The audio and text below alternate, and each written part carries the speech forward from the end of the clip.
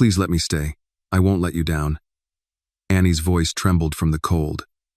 Standing across from Nathaniel Whitmore, just inside the front doorway, he took a slow sip of wine, his eyes fixed on her over the rim of the glass. His voice came out low. "How did you get in? Are the guards at the gate not doing their jobs?" "The outer gate wasn't locked, sir. I just followed the path with the lights." Annie shivered as she explained, both hands now gripping the worn strap of her backpack. "I know this sounds crazy, but it's so cold outside. I don't have anywhere to go. This is not a charity house, young lady." Nathaniel set the glass down on the table with a quiet click. "Get out before I call the police." "I tried, sir. The one I knew was full. I can work. I can clean. I can wash dishes. I don't need a bed. A chair is fine." He spoke in a cold voice. "You came to the wrong house. You want money, don't you?" Nathaniel said, his voice low and dry. "Don't stand here making trouble, girl." "Please, sir." Annie took one step forward, then stopped and stepped back. "I don't need money. I can work. I cook very well. I know how to clean, and I know how to keep quiet. I won't bother you. Just a small corner in the storage room or the basement would be enough." Nathaniel looked at her. His eyes moved from her wet shoes to the backpack in her hands, then stopped on the dark bruise around her trembling wrist. "You're running from something," Nathaniel said. His tone was certain, but empty. "And I hate unnecessary trouble. I'm not bringing trouble to you, I swear." Annie's voice cracked. "I don't need money. I can work. I cook very well. I know how to clean, and I know how to keep quiet. I won't bother you. Just a small corner in the storage room or the basement would be enough." Behind him, Mrs. Evelyn Brooks stood near the sideboard with a folded napkin in her hands. "She's freezing," Evelyn said.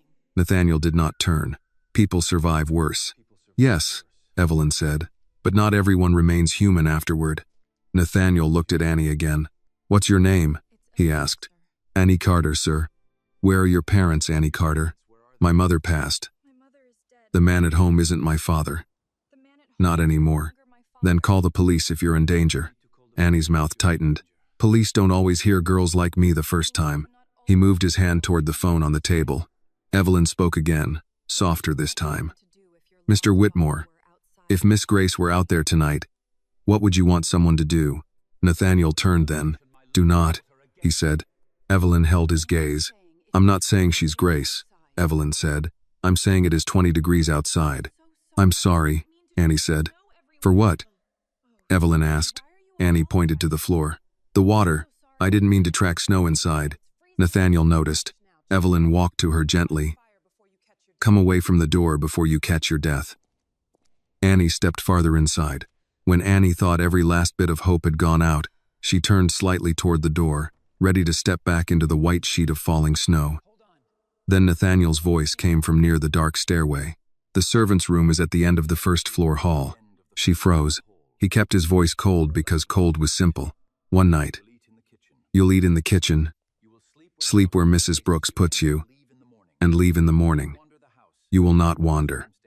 You will not go upstairs. You will not touch anything that does not belong to you. Understood?" "Yes, sir." "And do not mistake this for charity." Annie nodded. "I won't." For a few seconds, she could not move. Then one rare warm tear slid down her cold cheek. "Thank you," she called after the shadow of him as he began to disappear down the hall. "What should I call you?" "Nathaniel." He did not turn back. "And tomorrow, when the snow melts, you leave." Annie lowered her eyes. "Thank you, Mr. Nathaniel." From the kitchen came the low murmur of Evelyn's voice, the scrape of a chair, and then silence. A few minutes later, softer than a prayer, Annie said, "May I save half for tomorrow?" Nathaniel closed his eyes. For years, nothing had reached him. Not profit, not praise, not pity. Not the anniversaries of death marked by expensive flowers on polished stone. Outside, snow covered the long driveway. Inside, Annie Carter took her first warm bite in 2 days.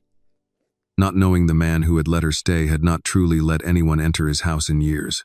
Evelyn glanced back at Annie as they reached the kitchen. You can breathe, child. The house won't bite. Annie gave a small, nervous smile. I'm trying not to touch anything. That's wise in this house, Evelyn said, but not unkindly. Mr. Whitmore likes things where he left them. Has he always been like that? Evelyn slowed a little. No. She took down a bowl, filled it with soup from the stove, and set it on the small kitchen table. Sit. Evelyn placed a spoon beside the bowl. Eat slow. You look like you haven't had a real meal in a while. I ate yesterday, Annie said. Evelyn looked at her. Annie lowered her eyes. Half a pack of crackers. That is not eating. Annie picked up the spoon, then stopped. May I save some? For later? For tomorrow, Annie said. If that's all right.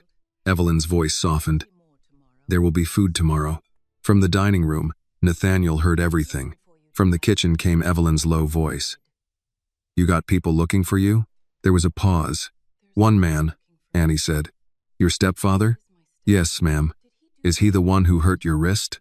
Another pause, longer this time. I fell. Evelyn did not answer right away. Child, I have lived too long to argue with the first lie a frightened girl tells. Annie's spoon stopped. I'm sorry, Annie whispered.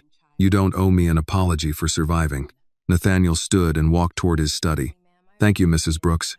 You can call me Mrs. Evelyn if that sits easier. Yes, ma'am. You always this polite? Annie gave a faint shrug. It helps. That answer made Evelyn look at her again. Being polite should not have to be armor. Annie tried to smile. It's lighter than fighting. I'll show you where you can sleep, Evelyn said. Annie rose at once and reached for the bowl. I can wash it. In the morning. I don't mind. I said in the morning. Annie froze at the firmness, then nodded. Yes, ma'am. Evelyn softened her tone. You're safe for tonight. Let that be enough. Annie followed her down the first-floor hall. For Annie, this house was enormous, but it also felt terribly cold and lonely. She stopped in the doorway. This is too much. It's a bed, Evelyn said. I can sleep on the floor. You will not. Annie stepped inside slowly. Evelyn pulled a spare blanket from the closet and laid it on the bed.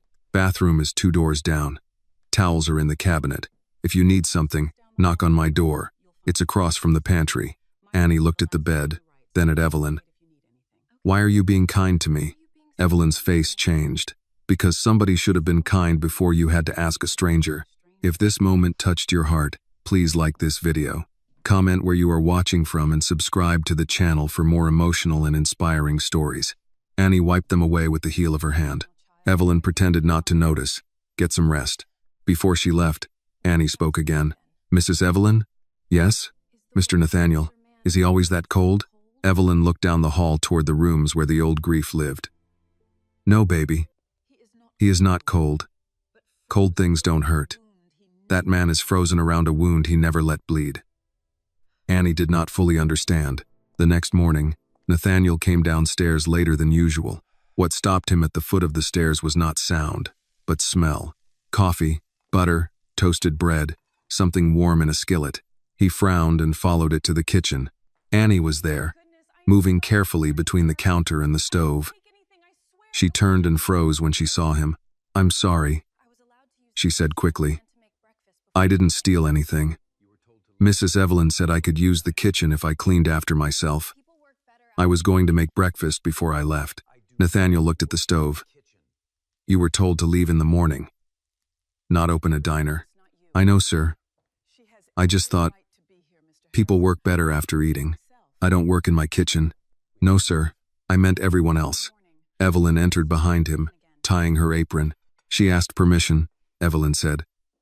And before you say it, no, the house has not collapsed. Nathaniel ignored the edge in her voice. We have a chef. Not at 6 in the morning, Annie said, then seemed to regret speaking. I'm sorry. Annie set the plate down near him but did not push it closer. You don't have to eat it, she said. I just didn't want to leave food half done. Nathaniel looked at the plate. The memory came and went fast. He picked up a fork. Anandal took one bite of potato. He set the fork down. Annie's shoulders sank. Is it bad? Nathaniel looked at her, then back at the plate. No. Annie nodded, relieved. I can clean everything before I go. Right then, Annie's phone rang. The sound was small, but Annie flinched so hard the edge of her hand struck the counter. She reached into her backpack with fingers that had gone clumsy. The screen lit up before she could turn it over. Then a new message appeared. Only a few words. "I know where you are." Annie locked the screen at once, but it was too late. Nathaniel had seen it. For the first time in many years, something very close to worry moved through him. Finally, he said, "Finish breakfast first." Annie blinked. "Sir? You heard me." He turned and walked out before the room could make anything tender out of it. But as he passed the dining room, he noticed the long table waiting in silence, its polished surface empty now. For once, the kitchen behind him sounded more like a home than the mansion ever had. Nathaniel did not go far.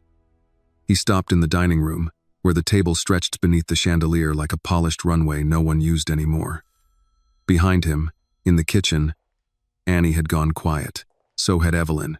The phone had stopped ringing, but the message stayed in the room as if someone had spoken it aloud. "I know where you are." He had spent enough years around threats to understand the shape of one. Men who wanted money often wrote too much. Men who wanted fear needed only a few words. Nathaniel stood beside his chair, one hand resting on the back of it. He told himself it was none of his business. The girl had been given one night. Morning had come. Snow or no snow, threat or no threat, she had entered his house uninvited and brought whatever life she had been running from to his door. Then he looked toward the kitchen again. Annie was still standing near the counter when he returned. Her face had changed. The color that breakfast had brought back was gone. Her phone was in her fist, screen down, as though turning it over could make the message disappear. Evelyn had set her mug aside. "Who sent that?" "No one," Annie said too quickly. Nathaniel's voice was flat. "No one knows where you are?" Annie looked at him, then away. "It was probably just someone messing with me. Do they often mess with you by tracking your location?" She pressed her lips together. Evelyn moved closer, but not too close. "Annie," the girl's shoulders sagged a little. "It's Marcus." "Your stepfather," Nathaniel said. She nodded. "How did he get your number?" "It's my phone. He pays for it sometimes when he wants to know where I am. Sometimes he cuts it off when he wants to punish me." She swallowed. "I thought it was dead last night. Maybe it turned back on when I charged it in the room." Nathaniel looked at the phone. "Give it to me." Annie pulled it closer to her chest. "No." It was the first sharp word she had spoken since she arrived. Evelyn noticed. Nathaniel did too. "I'm not stealing your phone," he said. "I know." Annie's voice softened, but her hand did not move. It's the only thing I have that's mine." That answer struck the room differently than fear. Nathaniel had owned buildings he had never visited, companies he had sold without remembering the names of their founders, art kept in climate-controlled storage for tax reasons. Annie had one cheap phone and could not let it go. He reached into his jacket, took out his own phone, and placed it on the counter between them. "Then keep yours. Read the message again." Annie shook her head. "Read it.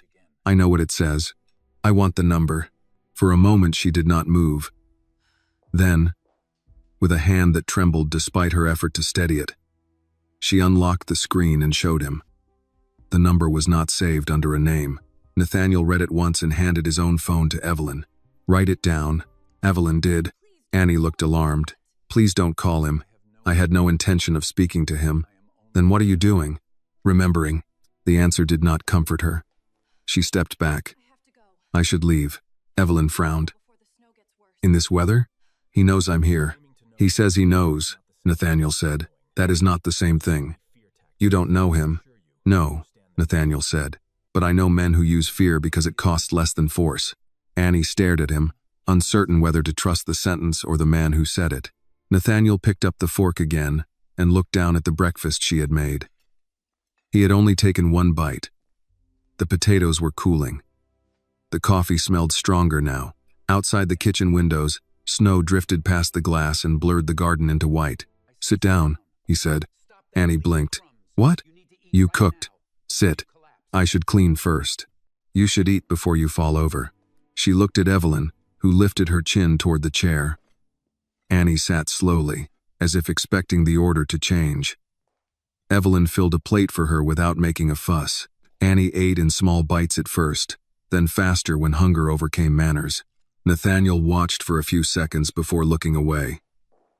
Watching people need things made him uncomfortable. The house phone rang at the far end of the kitchen. Evelyn answered, listened, and glanced at Nathaniel. Front gate. Nathaniel took the receiver. Mr. Whitmore, came the voice of Carl Jensen, one of the morning guards. There's a man at the outer road asking about a girl. Says she may have come this way. Annie's fork stopped against the plate. Nathaniel's eyes stayed on the window. Description? White male, mid-40s maybe, brown coat, gray pickup parked near the service entrance. Says his daughter ran off and might be confused. Annie whispered, I'm not his daughter. Nathaniel heard her. Carl continued, he's asking if we saw anyone. Says he's worried sick. Do not let him through, Nathaniel said. Yes, sir. Should I tell him anything? Tell him this is private property. If he refuses to leave, call Greenwich police. There was a pause. Yes, sir. Nathaniel hung up. Annie stood so quickly her chair scraped the floor. I need to go. If he knows I'm near here, he'll make trouble for you. He is already making trouble. That's why I have to leave. Evelyn's voice hardened. Leave and go where? Back to him? No, I don't know. Somewhere else. Nathaniel looked at her. You have no coat fit for the weather, no money, no working plan, and a man waiting on the road. I've handled him before. That bruise on your wrist suggests otherwise. Annie flinched, not because he was cruel, but because he was right. I didn't ask you to save me, she said. No, Nathaniel replied. You asked to stay. The words stopped her. She looked at him as if she had forgotten her own plea. Evelyn rested a hand on the back of Annie's chair.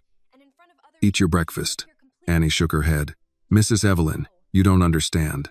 Marcus doesn't get tired. He can be sweet in front of people. He'll say I'm unstable, that I stole from him, that I lie. He'll make it sound like I'm the problem. Nathaniel's mouth tightened.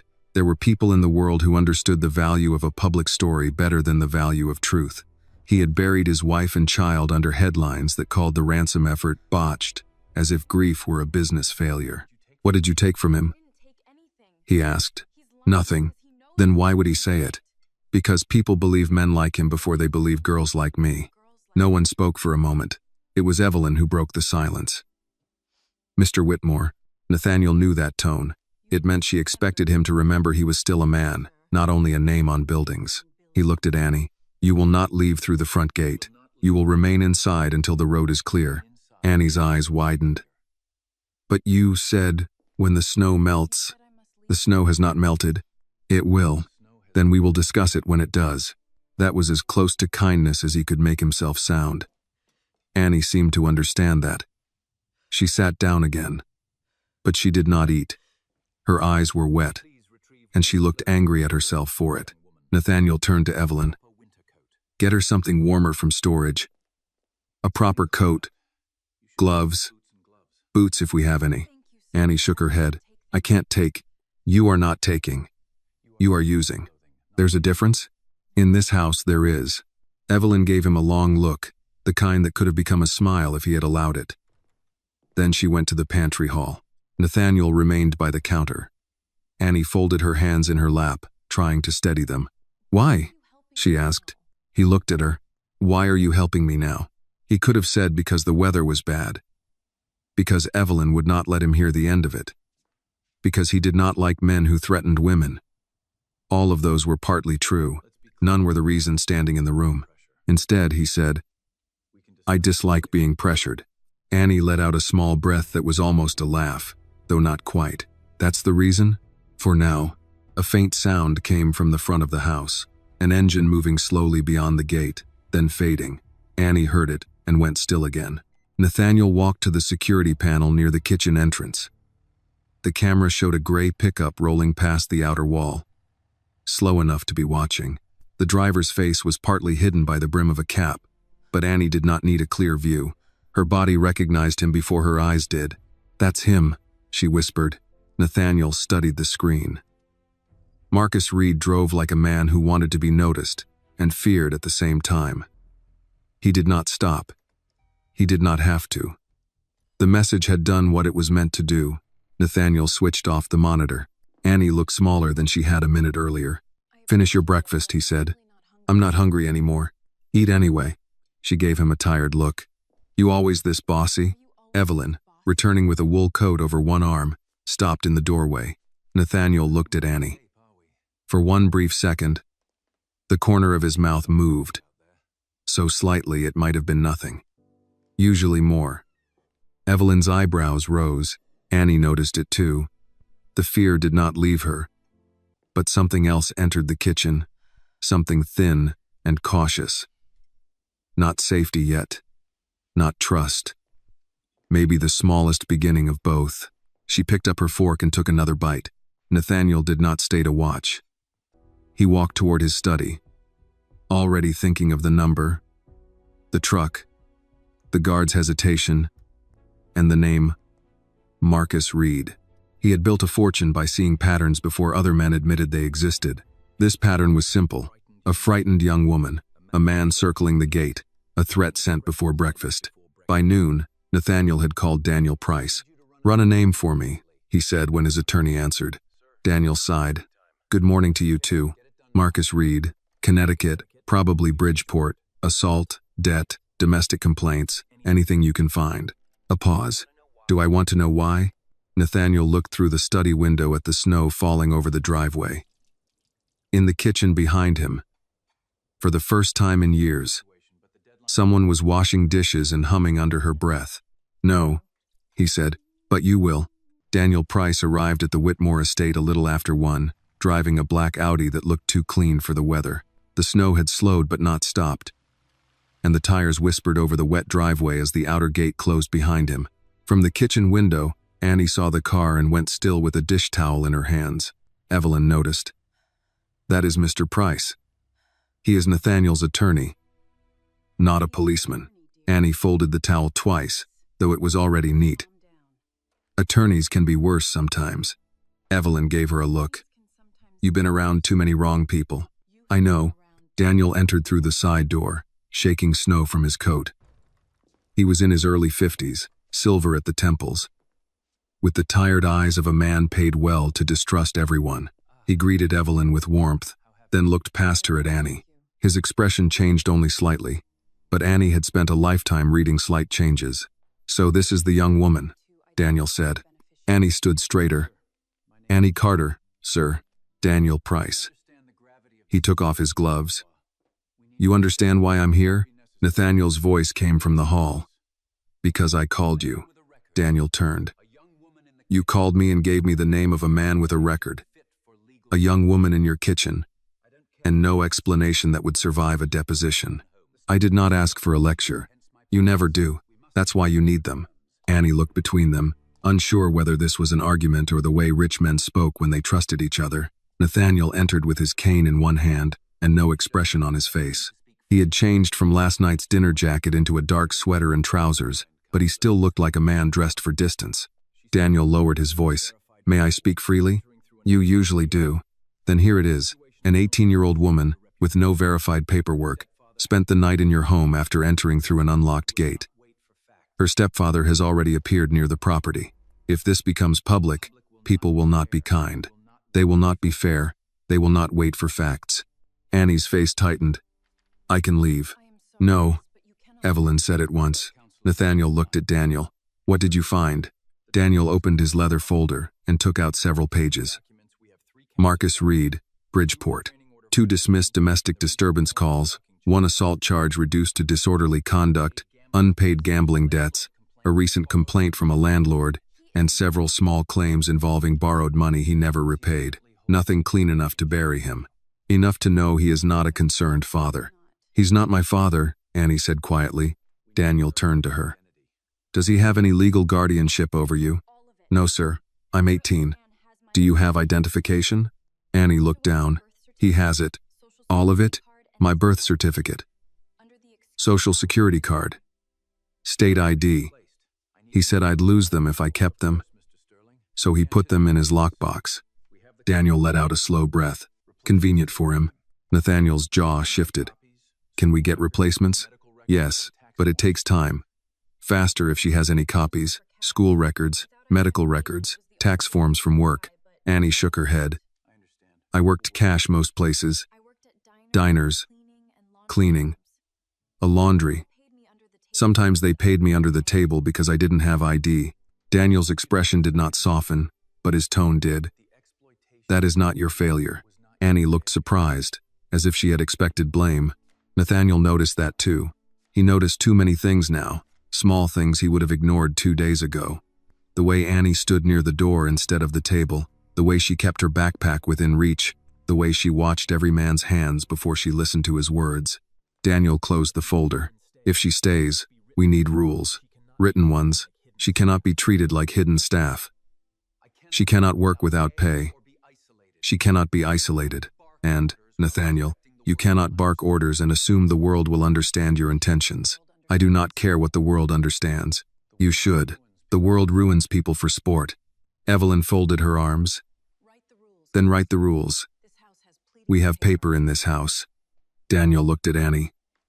Do you want to stay here today? Annie hesitated. She glanced at Nathaniel, then at Evelyn. I don't want to cause trouble. That is not what I asked. Her hand went to the bruise on her wrist, then dropped quickly. I don't want to go back outside. Good, Daniel said. That is an answer. Nathaniel turned toward the hall. She can stay until the road is safe. Daniel followed him with his eyes. That is not a legal category. It is mine. Then let me create a better one. By mid-afternoon, Daniel had drafted a simple temporary work agreement. Annie would help Evelyn in the kitchen and laundry for limited hours, receive fair pay, and have the right to leave at any time. She would sleep in the first-floor servants' room, have access to the bathroom and kitchen, and remain away from private family rooms unless invited. The language was dry, but to Annie it felt strange to see her name on a clean sheet of paper beside words like compensation, consent, and safety. Daniel slid the pen toward her.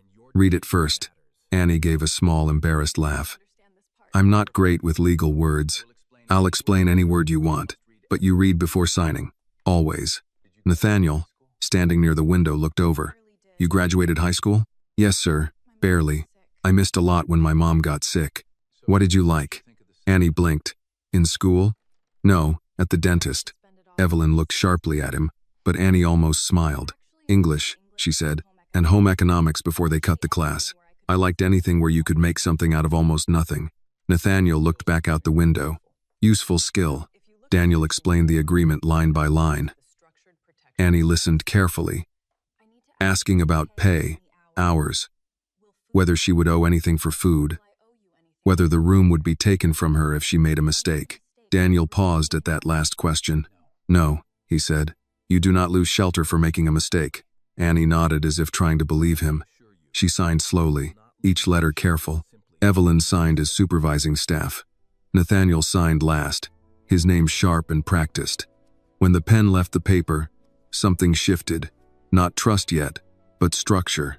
Annie understood structure. Rules were easier than mercy. After Daniel left to file requests for replacement documents and make a few calls in Bridgeport, Evelyn gave Annie a list of light tasks. Nothing heavy. Towels from the dryer, pantry shelves, breakfast dishes. Annie took to the work with quiet focus. The house did not know what to do with her. She opened curtains in the breakfast room because she thought light might help the dust show. She wiped the windowsill, folded dishcloths into neat squares, and put a chipped mug near the sink for teaspoons. Small changes, harmless changes. Yet Nathaniel noticed each one as if she had moved furniture in his mind. By 4, Carl Jensen came in from the security office to speak with Evelyn about deliveries. He stopped when he saw Annie polishing the side table near the back hall. You still here? He asked. Annie straightened. Yes, sir. Carl looked at Evelyn. Thought she was leaving this morning. Evelyn's voice cooled. Plans changed. Carl's eyes moved over Annie's borrowed sweater, the clean socks, the folded towels in her arms. Hope Mr. Whitmore knows what he's doing. People see a girl like that around here. They start asking questions. Annie's face went still. Evelyn took one step forward. A girl like what, Carl?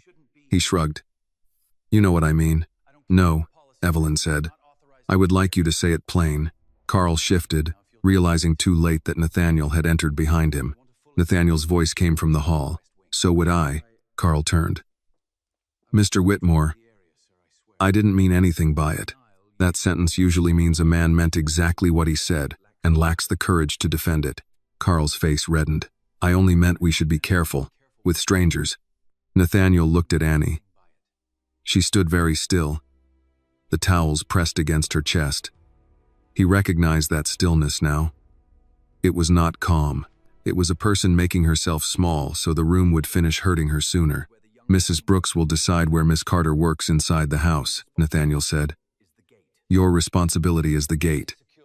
Try doing that properly. Carl's mouth tightened. Yes, sir. He left. Annie lowered her eyes. I'm sorry. Nathaniel looked at her. For what? I don't know, she said, then gave a small, tired laugh. Habit, I guess. Evelyn's expression softened, but Nathaniel said nothing. He did not know how to comfort without making it worse. That evening, Annie made soup from leftover chicken, carrots, celery, onions, and rice. Nothing fancy. She asked Evelyn before using anything and cleaned as she went. The smell reached the study, where Nathaniel sat pretending to read market reports. Numbers had once calmed him. Now, the columns blurred. He came to the kitchen doorway. Annie looked up. I can make you a plate, sir. I have dinner prepared. I know, this is just soup. Evelyn stood at the stove, hiding a smile badly. Nathaniel should have said no. Instead, he said, a small bowl. Annie served it without comment. That may have been why he accepted it. At the kitchen table, he took one spoonful. Chicken, salt, rice, warmth, ordinary food, human food. For a second he saw Grace at 6 years old, blowing on soup too hot for her mouth while Eleanor told her patience was also a kind of courage. Nathaniel set the spoon down. Annie watched him careful. Too much salt? No. Too little? No. She waited. He looked at the bowl. It tastes like something. Evelyn turned away quickly. Annie did not understand the size of what he had admitted, but she sensed enough not to make a fuss. My mama used to say, a hot meal can keep a soul from breaking. Nathaniel looked at her then, really looked. Did it? Annie's smile was small. Some nights. The answer stayed with him long after the kitchen was cleaned, and the house grew quiet again. Upstairs. Nathaniel paused outside the locked door at the end of the third-floor hall. Grace's room. He had not opened it in months. Maybe longer. He placed his hand on the knob but did not turn it. Downstairs, faintly, he heard Annie and Evelyn talking in the kitchen, their voices low, ordinary, alive. He pulled his hand away from the door. For now, that was enough.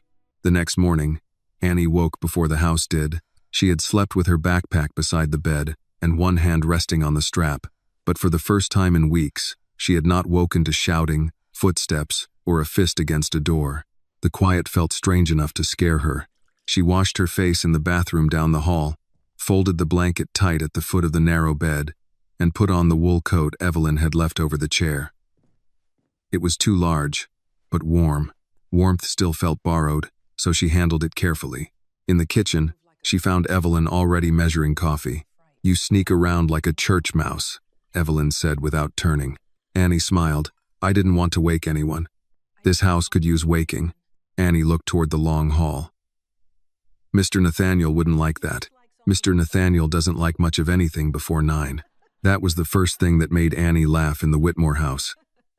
It was not loud, just a small sound that escaped before she could stop it. Evelyn heard it and smiled into the coffee canister. What are you making today? Evelyn asked. I was going to ask if there's anything close to peaches. Evelyn raised an eyebrow. Peaches? In December? Canned is fine. My mama made peach cobbler when the weather got mean. Said if the sun wouldn't come out, we could bake it. Evelyn looked at her for a second longer than necessary, then opened a pantry cabinet. Top shelf. 2 cans. Don't tell the chef I let you use his good cinnamon. Annie worked quietly at first, lining up flour, sugar, butter, cinnamon, and the cans of peaches. But cooking changed her. Her shoulders eased. Her hands stopped shaking. She moved as if the kitchen were a language she still trusted. Evelyn watched the girl slice cold butter into flour with a fork, taste syrup from the peaches, add a pinch of salt, then another. Because sweet needs something to lean on. By late morning, the smell drifted out of the kitchen and into the hall. Nathaniel was in his study, reviewing a report he had read 3 times without taking in a word. Daniel had sent an update before breakfast. Marcus Reed had debts, 2 known addresses, and a talent for staying just outside consequences. That should have held Nathaniel's attention. Instead, the smell of cinnamon kept interrupting him. He set the report down and looked toward the door. A memory came without permission. Grace standing on a kitchen stool, flour on her nose, insisting she could crack eggs. Like a professional lady. Eleanor laughing as egg ran down the cabinet. Nathaniel, younger and still capable of annoyance that softened into love, pretending to scold them both. He stood abruptly. In the kitchen, Annie had just pulled the cobbler from the oven. Evelyn stood beside her with a dish towel, looking pleased in a way she had not looked in years. Nathaniel stopped at the doorway. "What is that smell?" Annie turned, suddenly formal. "Peach cobbler, sir. I asked Mrs. Evelyn first. I didn't ask for dessert." "No, sir. It is 11 in the morning." "Yes, sir." Evelyn coughed into her hand. It sounded suspiciously like a laugh. Annie looked at the cobbler, then back at him. "It can wait until after dinner." Nathaniel should have agreed and left. Instead, he noticed a streak of flour across Annie's cheek. She had probably brushed it there with the back of her hand. It made her look younger than 18, and for reasons he did not want to examine, it made the room feel less staged. "You have flour on your face," he said. Annie lifted one hand and wiped the wrong cheek. "No," Evelyn said. "Other side." Annie wiped her forehead. Evelyn laughed then, warm and sudden. Annie blinked, then laughed too, embarrassed but not afraid. "I promise the cobbler is cleaner than I am, sir."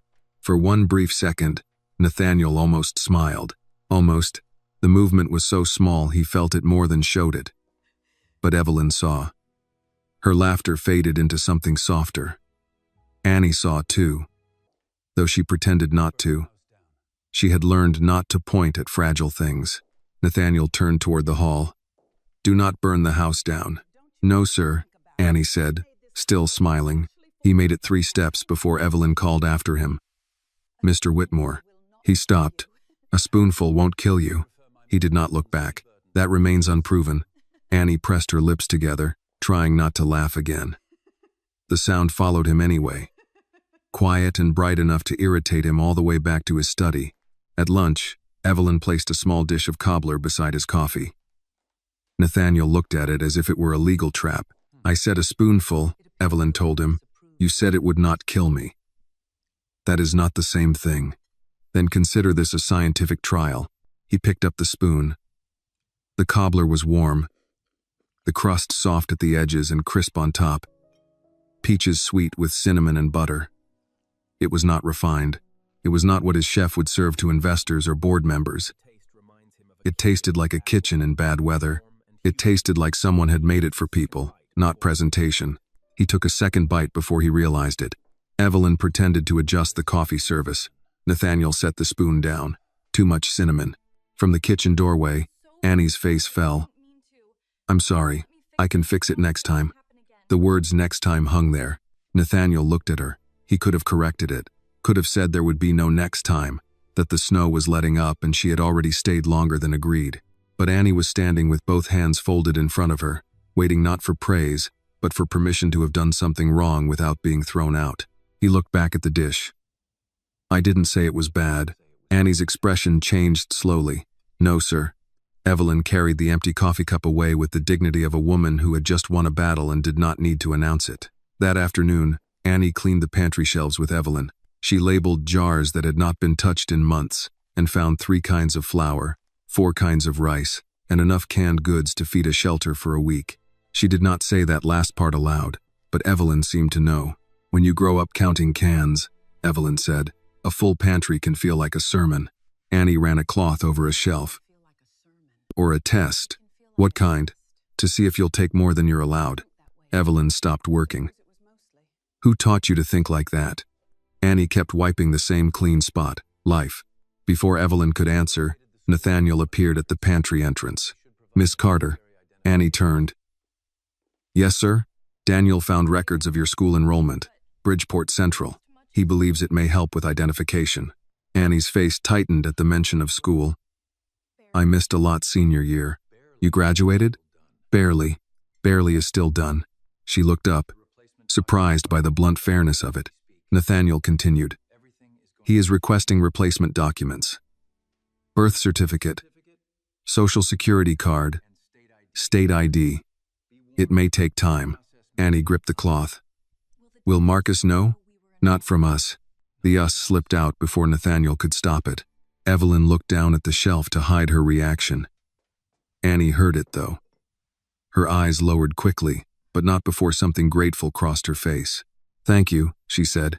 Nathaniel gave a short nod and left before gratitude could ask anything of him.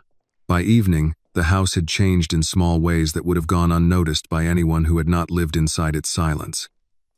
The breakfast room curtains were open. A chipped mug sat by the sink for teaspoons. The pantry smelled faintly of lemon soap. Evelyn hummed while folding towels. Annie moved from one task to another with steady care. And the staff, even the ones who were unsure of her, had begun speaking in normal voices again. Nathaniel noticed all of it and disliked how much he noticed. After dinner, he went into the music room. The covered piano stood near the window, untouched under its cloth. Eleanor had played hymns there on Sundays, old jazz on rainy evenings, Christmas songs badly when Grace begged. After their deaths, Nathaniel had ordered the piano covered, not removed, not sold, covered. There was a difference, though he had never explained it to anyone. He found Annie in the doorway a few minutes later, holding a stack of folded napkins. I'm sorry, she said. Mrs. Evelyn asked me to put these in the sideboard. He nodded toward the cabinet. Annie stepped in carefully. Her eyes went to the piano. Does anyone play? No. My mom used to sing when she cooked, Annie said, placing the napkins away. Not well, but loud. Nathaniel said nothing. She said a house with no music starts listening to its own sadness. The sentence irritated him because it sounded simple and was not. This house does not require music, he said. Annie nodded. No, sir. She left without argument. Nathaniel stood alone with the covered piano. He told himself he would not think of Eleanor's hands on the keys, or Grace dancing barefoot on the rug, or the way laughter used to move through this room without asking permission. But later that night, passing the kitchen, he heard Annie humming while she wiped the counter. Not loud, not careless, just enough sound to prove someone alive was still awake. He paused in the hall. The tune was unfamiliar, maybe gospel, maybe something her mother had sung. It rose and fell softly, filling the space without demanding anything. Nathaniel should have kept walking. Instead, he stood there until the humming stopped. The next day, the wind kept hitting the eastern side of the house hard enough to make the old windows complain. Annie heard it first while she was folding towels near the laundry room. A sharp clatter came from somewhere above, then again, uneven and hollow. She paused with a towel in her hands. Evelyn was in the pantry checking a grocery list. Nathaniel was in his study with the door half closed. The staff kept to their usual routes, quiet and trained, not to disturb rooms that had been left alone for years. The sound came again. Annie stepped into the hallway and looked toward the staircase. The third floor sat above the house like a held breath. Nathaniel had been clear, do not go upstairs, especially not to the rooms that did not belong to her. But the clatter grew louder, followed by the thin slap of cold air moving through a loose window. Something might break, she thought. She stood at the bottom of the stairs, torn between obedience and usefulness. All her life, doing nothing had been dangerous. If Marcus came home and a pipe leaked, a pot burned, a door stood open, it did not matter whether Annie caused it. She was blamed for not fixing it. She climbed. The third floor was colder than the rest of the house. The hall smelled faintly of cedar, dust, and closed doors. Annie moved slowly, listening. The sound came from the room at the end. Its door was not fully shut. A strip of pale winter light lay across the carpet. She whispered to herself, just the window, close it, and go. She pushed the door open. The room inside stopped her. It was a child's room, but not the kind a child had left yesterday. Everything had been kept too carefully. A small white bed with a quilt folded smooth. Shelves of picture books, a dollhouse near the window, riding boots lined up beside a chair, a framed drawing of a yellow sun, 2 stick figures, and a tall man with square shoulders. On the dresser sat a silver hairbrush, and a photograph of a little girl with missing front teeth, smiling as if the world had not yet learned how to be cruel. The window above the desk had blown open. Snow had begun to collect on the sill, wetting a row of children's books. Annie hurried across the room and pulled the window down. It stuck halfway. She pushed harder, bracing one hand on the desk. A small music box trembled near her elbow. She caught it before it fell. The lid opened. A thin melody began to play. Annie froze. The tune was soft and old, the kind of song a mother might wind before bed. She closed the box quickly, but not before the first notes moved into the hallway. "What are you doing in here?" Nathaniel's voice struck the room like a door slamming. Annie spun around. He stood in the doorway, one hand gripping his cane, his face drained of whatever little life the past 2 days had put there. His eyes went from the window to the music box in her hands. Annie set it down at once. "I'm sorry. I heard the window. It was open, and snow was getting in. I didn't know. I told you not to come upstairs." "I know, sir. I only came to close it. I told you not to come upstairs." The second time was quieter and worse. Annie backed away from the desk. "I'm sorry." Nathaniel stepped into the room. "Do you have any idea where you are?" "No, sir. This was my daughter's room." Annie's face changed. She looked around again, this time understanding what the neat bed and little boots meant. The air seemed to leave her body. "I didn't touch anything. I touched the window. And the box. But it almost fell. I didn't mean to open it. You had no right." "I know." "No. You don't know." His voice rose. "People like you walk into places and think an apology cleans up whatever you disturb." Annie flinched. It was small, but he saw it. Her shoulders jerked, her arms lifted halfway, not to defend an argument, but to shield her face. Her eyes went down and sideways, searching for the safest place to stand if the blow came. Nathaniel stopped. The room went silent except for the wind pressing against the glass. He had not raised a hand. He had never intended to. But Annie's body had answered a question he had not asked. Someone had taught her that anger came with hands. His grip loosened on the cane. Annie realized what she had done and lowered her arms, shame rushing into her face. "I'm sorry," she said again, smaller this time. "I know you won't hit me. She did not finish. Nathaniel looked at the bruise on her wrist, then at the neat little bed behind her. For one sickening second, the room held both girls. Grace in the photograph, Annie by the desk. One lost forever, one standing alive and terrified in front of him. "Leave," he said. Annie nodded quickly and moved toward the door, keeping distance between them. At the threshold, she stopped. "I really was only trying to close the window." Nathaniel did not answer. She left.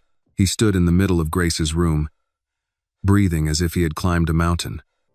The window was closed. The books were saved. The music box sat on the desk exactly where it belonged, except it no longer belonged to anything living. For years, he had kept this room untouched because touching it felt like betrayal. If the dust stayed, if the quilt stayed, if the boots stayed beside the chair, then some part of Grace remained close enough to guard. But the room did not feel guarded now. It felt abandoned. A faint mark of melted snow darkened the wood near the books. Annie had been right. The window had been open. He lowered himself into the small chair beside the desk. It was too low for him, built for a child, and for a moment he looked absurd in it. Grace would have laughed. Eleanor would have told him not to break it. The thought came with such force that his chest tightened. He waited for tears. Nothing came. Downstairs, Annie went straight to the servant's room and took out her backpack. Her hands moved fast. Sweater, socks, the few things Evelyn had given her. She folded them, then stopped and put them back on the bed. They were not hers. She would not take what was not hers. Evelyn found her standing over the open bag. "Where do you think you're going?" "I broke the rule." "What happened?" "I went upstairs." Evelyn's face tightened. "To Grace's room?" Annie nodded, eyes wet. "The window was open. I heard it. I should have told you. I shouldn't have gone." Evelyn sat on the edge of the bed. "Did you take anything?" "No." "Did you mean harm?" "No, ma'am. Then stop packing like you committed a crime. He told me to leave. Did he say leave the house? Annie hesitated. He said leave. That man says a lot when he's bleeding inside. Annie wiped her face. I don't want to be another reason he hurts. Evelyn's voice softened. Baby. He was hurting long before you came. You just opened a door the wind was already pushing on. Annie sat slowly beside her. There was a picture. She was beautiful. She was. Evelyn looked toward the ceiling. Grace could talk a bird out of a tree if she wanted company. Loved cherries, hated peas, cried when anybody stepped on a beetle. Annie gave a small, broken smile. She sounds sweet. She was a child, Evelyn said. Sweet some days, stubborn others. That's what made her real. Annie looked down at her hands. Marcus used to say girls like me don't belong in nice rooms. Evelyn turned toward her. Listen to me. A room is not made holy by keeping poor people out of it. Annie's eyes filled again, but she did not cry this time. She was too tired. Upstairs, Nathaniel remained in Grace's room until the winter light began to fade. At last, he stood and reached for the music box. He had given it to Grace on her 7th birthday. She had played it every night for 2 weeks, then forgotten it for a stuffed rabbit, then returned to it whenever she was sick. He wound it once. The tune played, thin, uneven, still alive. This time he did not close it. When he finally came downstairs, the house had grown quiet around dinner. Annie was not in the kitchen. Evelyn was alone at the stove. Nathaniel stopped near the doorway. Where is she? In her room, deciding whether she has been thrown away. His jaw tightened. I did not say that. You said enough. He looked toward the hall. Evelyn stirred the pot, not looking at him. That girl went upstairs because a window was open. She saved books from snow. She touched a music box because it almost fell. She did not rob your memories, Mr. Whitmore. Nathaniel said nothing. Evelyn finally turned. You are allowed to grieve. You are not allowed to make a frightened girl pay rent on your sorrow. The words hit harder because they were not shouted. Nathaniel walked to the servants' room. The door was open. Annie stood when she saw him. I can leave tonight, she said quickly. I'll wait at the bus station. I won't cause more trouble. He looked at the backpack on the bed. Did I ask you to pack? No, sir. Then unpack. She blinked. He was silent for a moment, then added, next time something breaks upstairs, find Mrs. Brooks. Yes, sir. And the window? It's closed. He nodded once. That was all he seemed able to give. But before he turned away, Annie spoke. Mr. Nathaniel? He stopped. I'm sorry about Grace. The hallway went still. Nathaniel did not answer for so long Annie thought she had made another mistake. Then he said, without looking back, so am I. He walked away. That night, Annie did not leave. Nathaniel did not open Grace's room again, but the music box remained on the desk upstairs, its lid still raised, as if a part of the house had finally stopped, pretending silence was the same as peace. By morning, the 3rd floor stayed quiet. But the house did not feel the same. Annie noticed it while folding dish towels beside Evelyn. Nothing had moved, yet something had loosened. Nathaniel did not mention Grace's room at breakfast. He did not mention the music box or the window or the apology left hanging in the hallway. He came into the kitchen, accepted coffee, and stood near the counter while Evelyn read through the grocery list. Annie kept her eyes on the towels and tried not to breathe too loudly. After a few minutes, Nathaniel said, Daniel will be here at 10. Annie looked up. Did I do something wrong? No. That single word did not help much. Evelyn set down her pencil. He's coming about your papers, child. Your birth certificate, social security card, school records, the things Marcus kept from you. Annie's fingers tightened around the towel. I don't want to cause a legal mess. You didn't create the mess, Nathaniel said. You were handed one. She did not answer. People had said kind-sounding things before, and some of them had later used those words as proof she owed them something. Still, Nathaniel's face held no warmth, no charm, no false comfort. Oddly, that made him easier to believe. Daniel Price arrived exactly at 10, carrying a leather folder and wearing the expression of a man who had already found trouble and expected more. He greeted Evelyn, nodded to Nathaniel, then turned to Annie. Miss Carter, I need to ask you some questions. Some may feel personal. You can refuse to answer any of them, but the more I know, the more I can help. Annie sat at the kitchen table with her hands folded. Nathaniel remained standing by the window. Evelyn stayed near the stove, close enough that Annie could feel she was not alone. Daniel opened the folder. Full legal name? Annie Mae Carter. Date of birth? She gave it. Mother's name? Lillian Carter. Father? Annie's eyes dropped. I don't know. My mother said he left before I was born. Stepfather Marcus Reed was never your legal guardian? No, sir. He married my mother when I was 12. After she died, he just stayed. Daniel wrote that down. Did your mother leave a will? Annie gave a small laugh without humor. We had a couch with one good leg. No, sir. Nathaniel looked toward her, but Daniel kept his tone steady. Did Marcus ever file for guardianship, custody, anything like that? I don't think so. He never liked paperwork unless it helped him get money. Do you have any copies of your ID? No. He kept everything in a metal lockbox under his bed. Did he have access to your bank account? I didn't have one. He said banks charge poor people just for breathing. When I worked, they paid cash. I gave him most of it. Most? Annie hesitated. I hid some. In a flour tin. Nathaniel's face changed just enough for Evelyn to notice. Daniel asked, how much? $230. And where is it now? Gone. Annie rubbed the edge of her sleeve between two fingers. He found it the night I left. No one spoke for a few seconds. Nathaniel's voice was low. Is that why you ran? Annie shook her head. No, I ran because he found the community college papers. Daniel looked up. You applied? I wanted to. Culinary program in Bridgeport. I had the forms. I didn't send them yet. Why not? Application fee. And I needed my documents. What did Marcus do when he found them? Annie stared at the table. He said school puts ideas in girls' heads. Said if I wanted to cook, I could cook for him. Then he tore the papers up. Evelyn's hand stilled on the coffee pot. Nathaniel looked out at the snow piled along the hedges. Money had always been numbers to him. $1 million here, $1 billion there, losses absorbed, gains multiplied. $230 in a flour tin should not have mattered. Yet the thought of a girl saving it one shift at a time, only to have it taken by a man who called it his right, made something harden in him. Daniel closed one section of the folder. We can replace the documents. It may take effort, but it can be done. I'll request a certified birth certificate, confirm your social security record, and get a new state ID started. School records may help prove identity. Annie nodded. Will Marcus find out? Not through the requests I make, but if he has your phone account, he may track activity. We need to get you a new phone and disconnect that one. Annie instinctively reached for her pocket. I can't pay for that, Nathaniel said. No one asked you to. I don't want to owe. You owe nothing.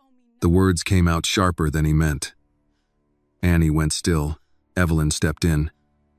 What Mr. Whitmore means is, a phone is safety. Safety is not a luxury. Daniel nodded. We'll set it up properly. New number. Prepaid if you prefer. No shared account. And I recommend filing a police report about the threats, even if you don't want to pursue anything today. Annie's jaw tightened. Police reports don't always help. No, Daniel said, but paper trails do. Nathaniel looked at him. Explain. If Marcus escalates, we need a record. Text message. Appearance at the gate. The fact that she fled domestic violence. It matters later. Annie looked between them.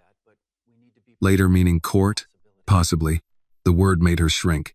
Nathaniel saw it and hated that he saw it. No one is taking you to court today. That's what people say before the papers come, Annie said softly. Daniel did not dismiss it. Then we'll move one step at a time. After the questions ended, Evelyn took Annie to the pantry to give her something to do with her hands. Daniel followed Nathaniel into the study and closed the door halfway. She is in real trouble, Daniel said. I know. Do you? Because real trouble is rarely clean. Marcus Reed may not have custody, but he has enough access to her life to make noise. He can claim she stole from him. He can claim she's unstable. He can claim you're hiding her. And given who you are, People will listen. Nathaniel stood behind his desk. What do you suggest? Formalize everything. Employment agreement already helps. We add written permission from Annie to assist with documents. We file a report about the threatening text. We contact a domestic violence advocate, discreetly, and we do not let you improvise. Nathaniel looked at him. I improvise well. You buy companies well. You do not handle vulnerable humans well. The bluntness should have angered him. It did not. Can you protect her? Daniel took a breath. Legally, we can build walls. But if Marcus is stupid or desperate, walls may not stop him from throwing a rock. Nathaniel's eyes moved to the window. Then we make the walls higher. That sounds like money talking. Money is the language people taught me. Daniel studied him for a moment. And what is Annie teaching you? Nathaniel turned back, his face closing. Do your job. Daniel almost smiled. That's what I thought. In the pantry, Annie sorted cans while Evelyn pretended not to watch her. Tomatoes, beans, peaches, broth, rice. So much food. Enough to make her feel both safe and ashamed. She lined the cans by date because order calmed her. You did well in there, Evelyn said. I answered questions. Some folks never learn to do that honestly. Annie smiled faintly. Lying takes too much energy. Does Marcus know about the cooking school? He knows I wanted something that didn't include him. That's enough for a man like that. Annie put a can of peaches on the shelf. My mama used to say I had hands made for feeding people.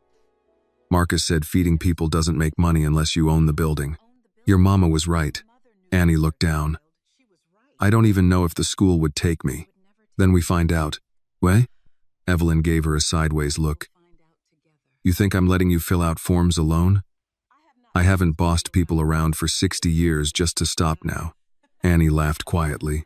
It was the kind of laugh that did not ask permission. Across the house, Nathaniel heard it from the study. He paused in the middle of Daniel's sentence. Daniel noticed. You heard a sound. Congratulations. Nathaniel's stare was immediate. Daniel raised a hand. I'll return to legal matters. By late afternoon, Daniel had Annie sign authorization forms. He explained each one. She read slowly, lips moving over some words, asking when she did not understand. No one rushed her. That alone made her nervous. When she signed the last page, Daniel gathered the papers. I'll get started today. Mr. Price? Yes? If Marcus calls you, he won't get through. But if he does? Daniel's voice became firm. I do not negotiate with men who steal documents from young women. Annie looked at him for a long moment. Thank you. Daniel nodded, professional again, but softer around the eyes. That evening, Annie made cornbread because Evelyn said chili was planned and store-bought bread is a confession of defeat. Nathaniel ate in the breakfast room instead of the formal dining room, though he acted as if this meant nothing. Annie did not sit with him. She moved between stove and sink, humming under her breath when she forgot to be careful. Halfway through dinner, Nathaniel looked toward the kitchen. Miss Carter. She turned. Yes, sir? The culinary program. What would you do with it? Annie wiped her hands on a towel. Learn properly. Work in a restaurant, maybe. Save up. One day, maybe open a little place. What kind? Nothing fancy. Breakfast, soup, pies. Food people can afford. A place where if somebody comes in cold, they can sit for a while. Evelyn looked down at her plate. Nathaniel's spoon paused over the chili. That is not a business plan. No, sir. Annie gave a small smile. It's just a dream. Nathaniel looked at her across the room. He had once built empires out of other men's dreams and called it strategy. Annie's dream was a room, a stove, and a chair for someone cold. For reasons he did not want to name, it seemed less foolish than most things he had funded. Later, after Daniel had left and the house settled, Nathaniel walked past the servants' room. Annie's door was partly open. She sat on the bed with the old community college website open on Evelyn's tablet, reading program requirements aloud in a whisper. Application fee, she murmured, then sighed. Nathaniel continued down the hall as if he had heard nothing. In his study, he wrote one note on the pad beside his phone. Bridgeport Culinary Program. Fees. Documents. Quietly, then he sat back and stared at the words. Outside, Marcus Reed existed somewhere beyond the gates, still circling in ways seen and unseen. Inside, Annie Carter had begun to gather the pieces of a life that had been kept from her. Nathaniel understood investments. He understood risk. He understood the difference between cost and value. For the first time in years, he wondered what it might mean to invest in a future that was not his own. The next morning brought a hard brightness over the snow, the kind that made every window glare. Annie was in the laundry room with Evelyn, folding sheets still warm from the dryer, when the front gate intercom buzzed. Once, then again. Not the soft chime used by delivery drivers, but the sharp sound of someone pressing too long. Evelyn looked toward the hall. Annie's hands stopped moving. A guard's voice came over the house phone a moment later. "Mrs. Brooks? There's a man at the gate asking for Miss Carter." The sheet slipped from Annie's fingers. Evelyn picked up the receiver. "Name? He says he's Marcus Reed, says he's her father." "He is not," Annie said, before she could stop herself. Evelyn covered the receiver and looked at her. "Go to the kitchen. Stay away from the windows." Annie did not move. Her face had gone flat, the way people's faces do when fear has no room left to show itself. "Annie," Evelyn said, firmer now. "Kitchen." Annie nodded and walked out, but her legs felt as if they belonged to someone else. The hallway stretched too long. Every framed picture seemed to watch her. By the time she reached the kitchen, Nathaniel was already there, standing at the security panel near the pantry door. The screen showed Marcus Reed at the outer gate. He looked smaller on camera than he had in Annie's memory, but not less dangerous. Mid-40s, rough beard, brown coat, work boots dark with slush. A gray pickup sat behind him on the road. He had one hand raised to the intercom and the other tucked in his pocket, like a man trying to look harmless for the record. "Annie!"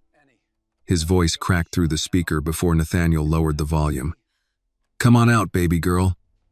I know you're in there." Annie wrapped both arms around herself. "Don't let him in." Nathaniel glanced at her. "No one is letting him in." Marcus leaned closer to the camera. "Mr. Whitmore, right? I know you can hear me. I'm just here for my daughter." She gets confused. She runs off. "I don't know what she told you, but she's got a habit of making up stories." Annie whispered, "That's what he does." Nathaniel watched the screen without blinking.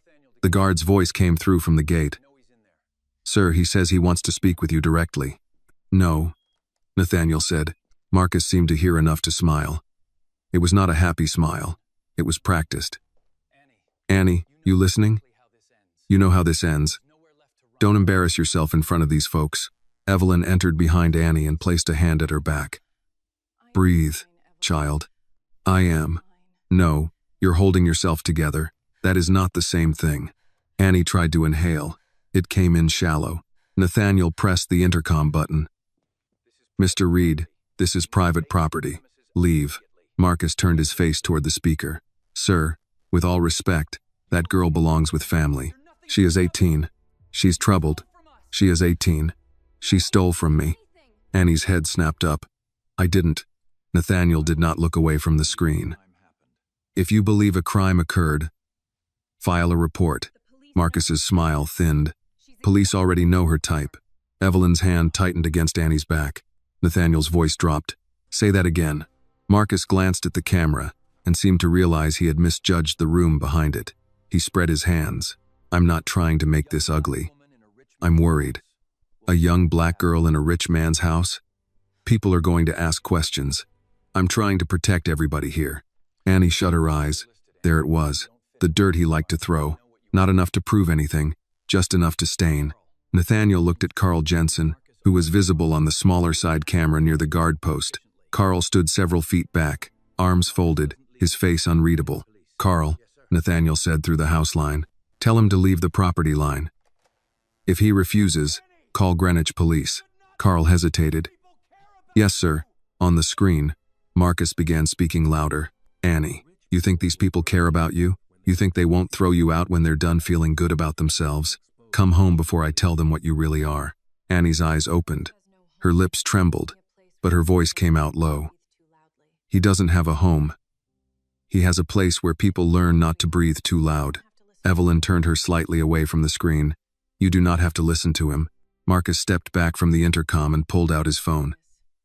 He pointed it toward the gate. then toward the mansion beyond the trees. Nathaniel's jaw tightened. "He's recording," Evelyn muttered. "Of course he is." Marcus spoke loudly for his own camera now. "I'm outside the Whitmore estate in Greenwich, where my stepdaughter is being kept from me. I just want to know she's safe." Annie backed into the counter. "He'll post it. People will believe him." Nathaniel turned from the screen. "People believe many things. That does not make them true. You don't understand. Truth doesn't matter when people already know what they want me to be." That stopped him, because it was not a plea. It was experience. The gate camera showed Carl approaching Marcus. The audio was low, but Marcus's voice rose. He was angry now, though trying not to look it. Carl pointed down the road. Marcus leaned closer, said something that made Carl look toward the house. Then Marcus laughed, got into the pickup, and drove off slowly, too slowly, past the wall. Annie did not relax. "He'll come back," she said. Nathaniel switched off the monitor. "Then he will find the gate locked. He doesn't need a gate if he finds someone to open it." Evelyn looked sharply at her. Nathaniel did too. "What do you mean?" he asked. Annie rubbed her wrist. "Men like him always find the person who thinks you're not worth protecting." The sentence sat in the kitchen longer than Marcus's voice had. Nathaniel picked up the house phone again. "Security office." A different guard answered this time. "All gate logs from last night and this morning on my desk within the hour," Nathaniel said. "And tell Jensen I want him in the study." Annie looked alarmed. "Please don't make it worse. It is already worse. You don't know what he does when he feels cornered." Nathaniel looked at her. "No, but I know what happens when men like him are not stopped early." His voice had changed, not loud, not emotional, but there was something under it that made Evelyn glance over. It was the sound of a man remembering another time when a threat had been treated like a negotiation. Daniel arrived before noon, summoned by a call that contained more silence than explanation. Nathaniel played him the security footage. Daniel watched Marcus perform concern for the camera, then replayed the part where he implied Annie was being held. "He's building a story," Daniel said. "I know. He wants you to pay him to stop." "I know that too." Annie sat at the far end of the study, stiff in a chair too fine for comfort. "I can leave before he posts anything." Daniel turned to her. "That would not stop him. It might stop him from dragging Mr. Nathaniel into it." Nathaniel looked at her. "Do not make decisions for me. I'm trying to help. By walking back into the weather? By not being the reason your name ends up in some ugly story. My name has survived worse stories than Marcus Reed can invent." Annie looked down. "Mine hasn't." The room quieted. Daniel's tone softened. "Then we protect yours too." Annie seemed not to know what to do with that. A knock came at the study door. Carl Jensen entered, hat in hand, boots wet at the edges. He looked first at Nathaniel, then at Daniel, then at Annie. His eyes lingered a second too long, Nathaniel noticed. "Mr. Reed spoke to you longer than necessary." Carl shifted. He was upset. "That was not my question. He said he was her stepfather, said she had a history." Annie's face tightened. Nathaniel's voice remained calm. "A history of what?" Carl glanced at her again. "Running. Stealing. Lying. I don't know, sir. I just think we should be cautious who we bring into the house." Daniel watched him with interest. Evelyn, standing near the bookshelves, did not blink.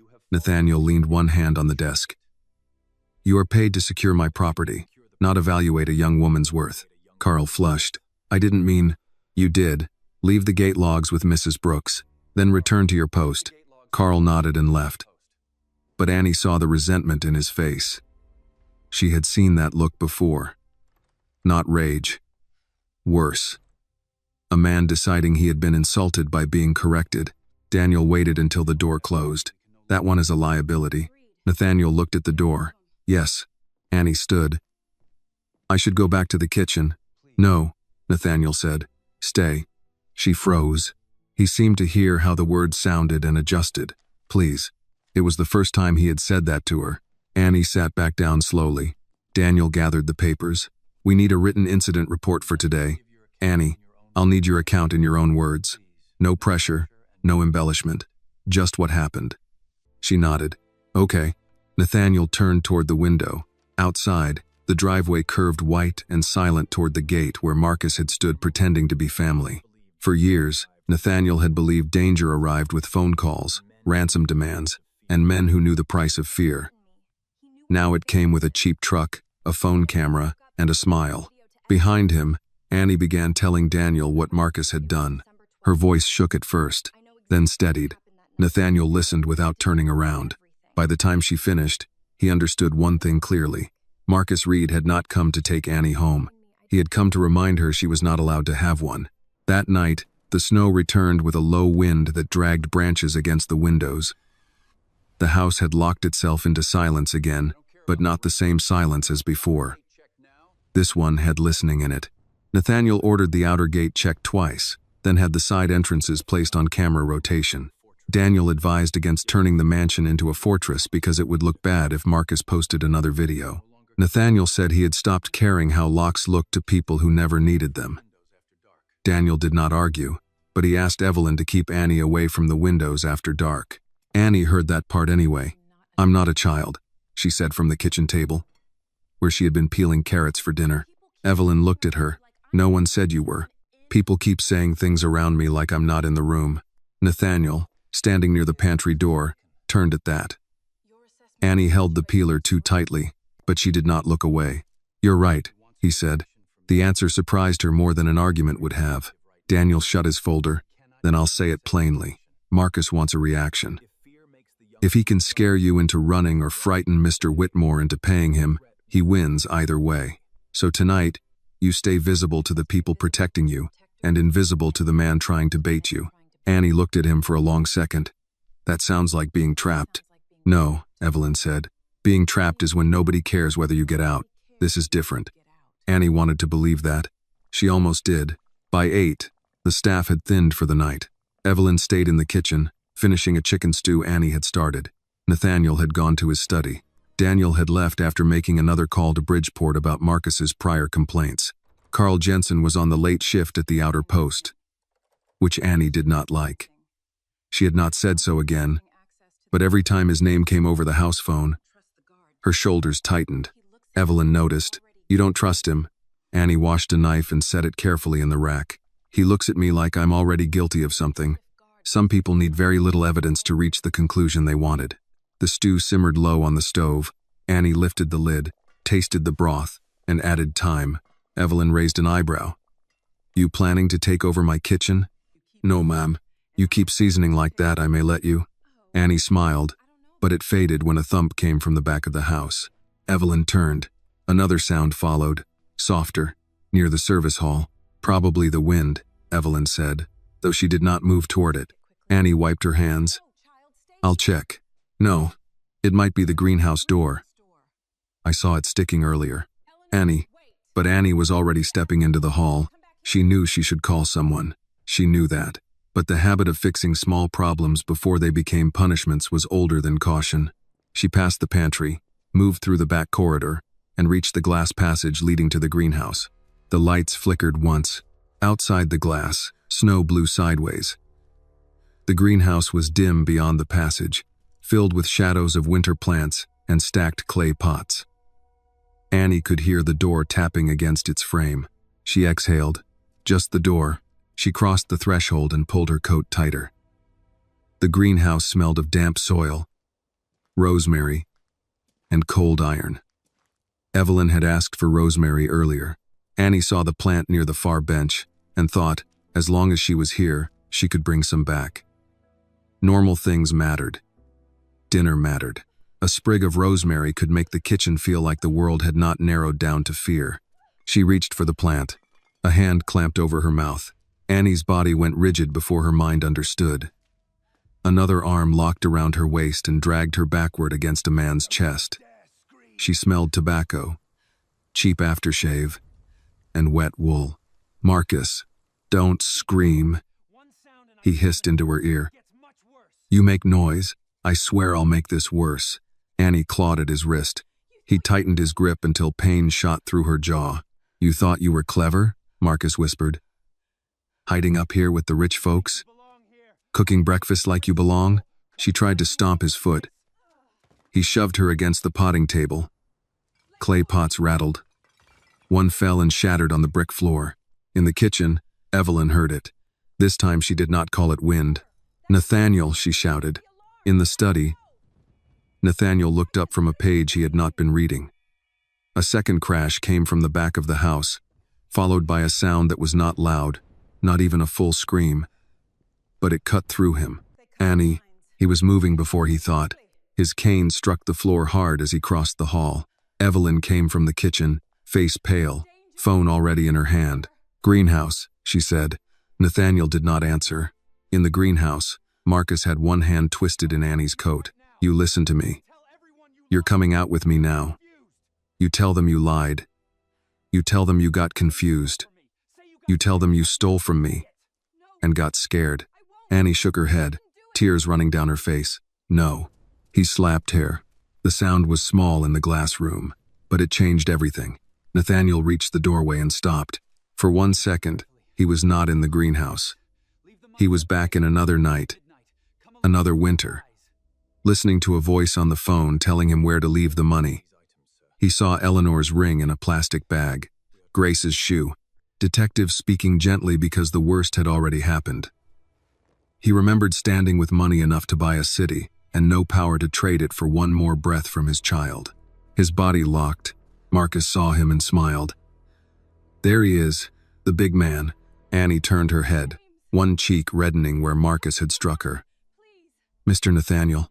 The way she said his name broke through the old room in his mind. Marcus yanked her closer. "Relax. I'm taking my girl home." Nathaniel stepped into the greenhouse.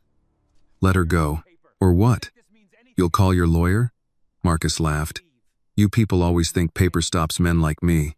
Nathaniel's voice was low. "Let her go." Marcus shifted his grip to Annie's arm and raised his hand again. "She needs to learn what happens when she embarrasses me." Nathaniel saw Annie flinch before the blow came. Something inside him, something sealed for years, tore open. "Don't touch my daughter." The words struck the glass walls and came back at him. Marcus froze. Annie froze too.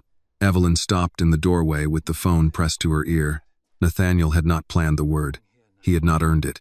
He had not even understood he felt it until it was already out in the air, standing between Annie and the man who wanted to drag her back into fear. Marcus recovered first. "Your daughter?" he sneered. "You hear that, Annie? Rich man feeds you twice, and now you got yourself adopted?" Nathaniel moved closer. "Step away from her." Marcus shoved Annie toward the side bench and turned as if to leave through the far door. Annie stumbled, hit the table, and gasped.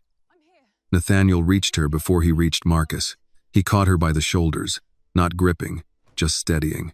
She was shaking so hard he could feel it through the coat. "I'm sorry," she whispered. "For what?" His own voice sounded strange to him. "I shouldn't have come out here." Marcus was almost at the far door when 2 security guards appeared outside, running through the snow. Evelyn had been speaking to 911 and the security office at the same time, her voice calm, only because fury held it steady. Marcus cursed and bolted toward the side path. One guard slipped on the icy brick outside. The other chased him past the hedges. For a few seconds, the greenhouse held only the sound of wind, Evelyn's voice giving the dispatcher the address, and Annie trying not to cry too loudly. Nathaniel looked down and saw his hands trembling. Then he felt something warm on his face. At first he thought snow had blown in through the open door, but the drop reached his mouth, and it was salt. Another fell. Evelyn saw it and stopped speaking for half a breath. Nathaniel Whitmore was crying, not loudly, not beautifully, not in some clean, redemptive way. The tears came unevenly, like something in him had forgotten how to do it, and was learning under pressure. His face barely changed, but the water kept falling. Annie stared at him, terrified and heartbroken at once. "Mr. Nathaniel?" He looked at her bruise, her split lip, her eyes waiting for anger because that was what pain had taught her to expect. "I couldn't save them," he said, so quietly Evelyn almost did not hear. Annie did not ask who. Nathaniel looked toward the open greenhouse door where Marcus had run, then back at the girl in front of him. "But I am here now."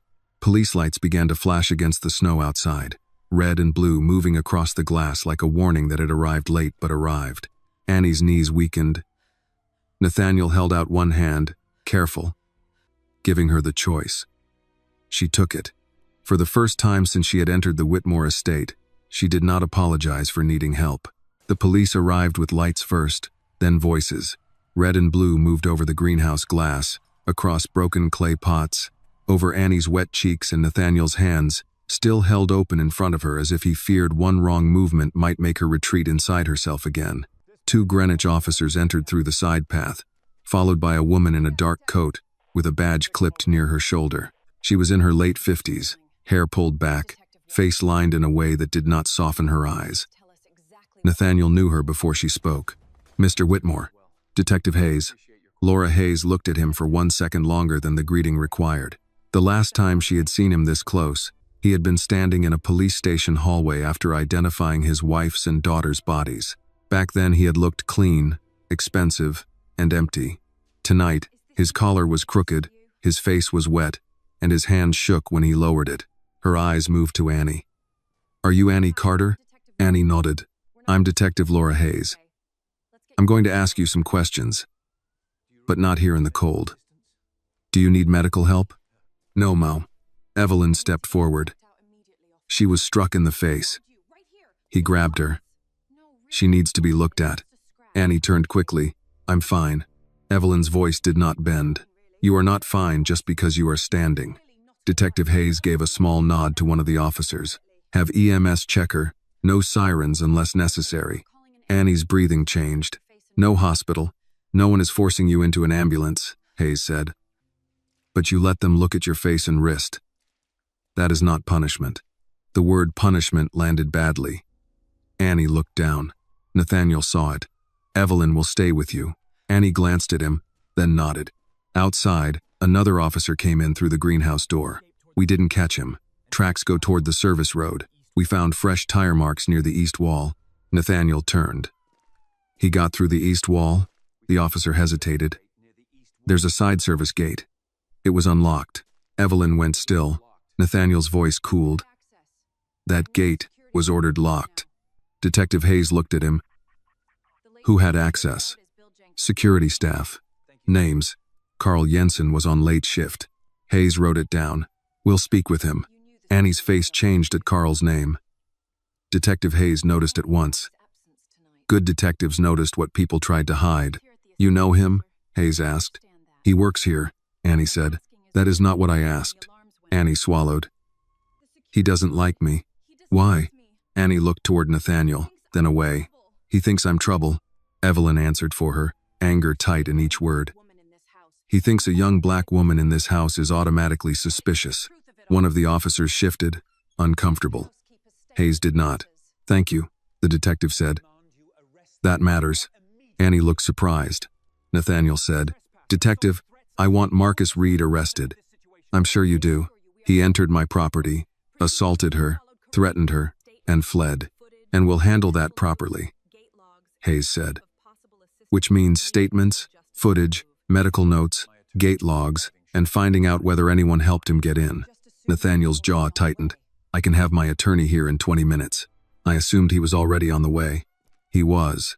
Daniel Price arrived before the ambulance finished checking Annie. He came through the service entrance in a wool overcoat, carrying a briefcase and wearing the expression of a man who had been expecting bad news and still disliked receiving it.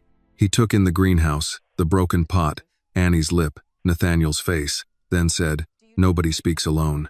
Detective Hayes almost smiled. "Good evening to you too, Mr. Price." "Detective, you two know each other?" Evelyn asked. Daniel removed his gloves. "In my profession, you get to know the people who keep your clients from making things worse." Hayes looked at Nathaniel. "Some clients need more help than others." Nathaniel ignored both of them. "Where is Carl?" An officer answered. "Not at the guard post. We're locating him." Daniel's eyes sharpened. "Not at his post?" "No." Annie sat on a bench near the greenhouse entrance while an EMT cleaned the corner of her lip. She flinched at the touch but did not complain. Evelyn stood beside her, one hand on her shoulder, not gripping, just there. Nathaniel remained several feet away. He had learned enough tonight not to crowd her, though every instinct he had left wanted the distance closed. Detective Hayes crouched slightly, so she was not standing over Annie. "Can you tell me what happened?" Annie looked at Daniel. You can answer, Daniel said. Just tell what you know. If you need to stop, you stop. Annie nodded. Her voice was thin at first. I heard a noise near the back. I thought it was the greenhouse door. I went to check. I know I shouldn't have gone alone, Hayes said. We're not starting with what you should have done. Start with what happened. Annie drew a careful breath. I went in. I thought I'd bring Rosemary back for the stew. He grabbed me from behind. He put his hand over my mouth and told me not to scream. He said I had to come with him and tell everyone I lied. Did he strike you? Annie touched her cheek. Yes, ma'am. Did he threaten you? Yes. What did he say? Annie's eyes lowered. That he'd make it worse, that he'd ruin Mr. Nathaniel, that nobody would believe me. Hayes wrote without reacting. Has he hurt you before? The greenhouse seemed to quiet around the question. Annie's mouth opened, then closed. Evelyn's hand stayed steady on her shoulder. Nathaniel looked at the floor. He wanted to answer for her. He did not. Yes, Annie said finally. How many times? I don't know. That answer was worse than a number. Detective Hayes let the silence sit, then nodded. All right. An officer entered again. Detective, Jensen's car is gone. Guard at the North Post says he left 15 minutes before the call. Claimed he was checking the service road. Daniel muttered, convenient. Nathaniel's voice became very quiet. Find him. Hayes looked at him. We will. You do not understand. Marcus Reed did not guess his way through this property. I understand more than you think, Hayes said, and I need you to let us build a case that survives longer than your anger. The words hit him hard because they were true. Money could make noise. Anger could make demands. Neither guaranteed justice. Annie looked up. Please don't go after Carl because of me. Nathaniel turned to her. Because of you? If I wasn't here, if you were not here, Marcus would still be the man who hit you. Carl would still be the man who opened a gate. Their choices are not yours to carry. She stared at him as if no one had ever handed a burden back to the person it belonged to. The EMT finished and told Hayes Annie did not need transport unless symptoms changed. Evelyn insisted on written instructions. Daniel asked for a copy. Nathaniel asked for nothing. He simply watched Annie touch the small bandage near her lip. By 10, everyone had moved into the kitchen because Evelyn refused to let statements be taken while people stood in a freezing greenhouse. Coffee was made. No one drank much.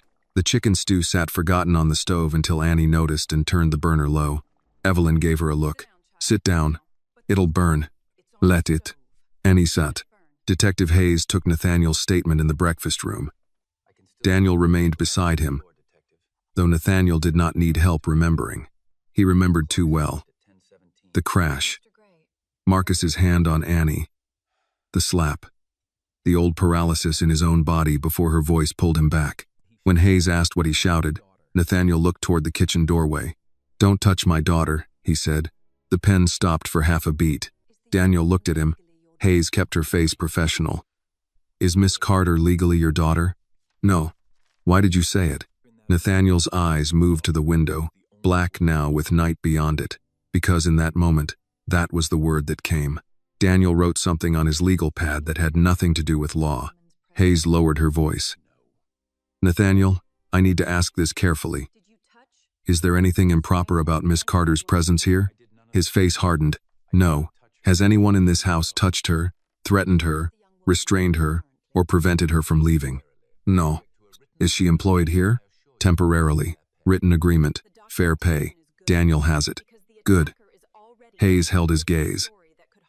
Because Marcus is already telling a different story. Nathaniel did not move. Daniel said, What story?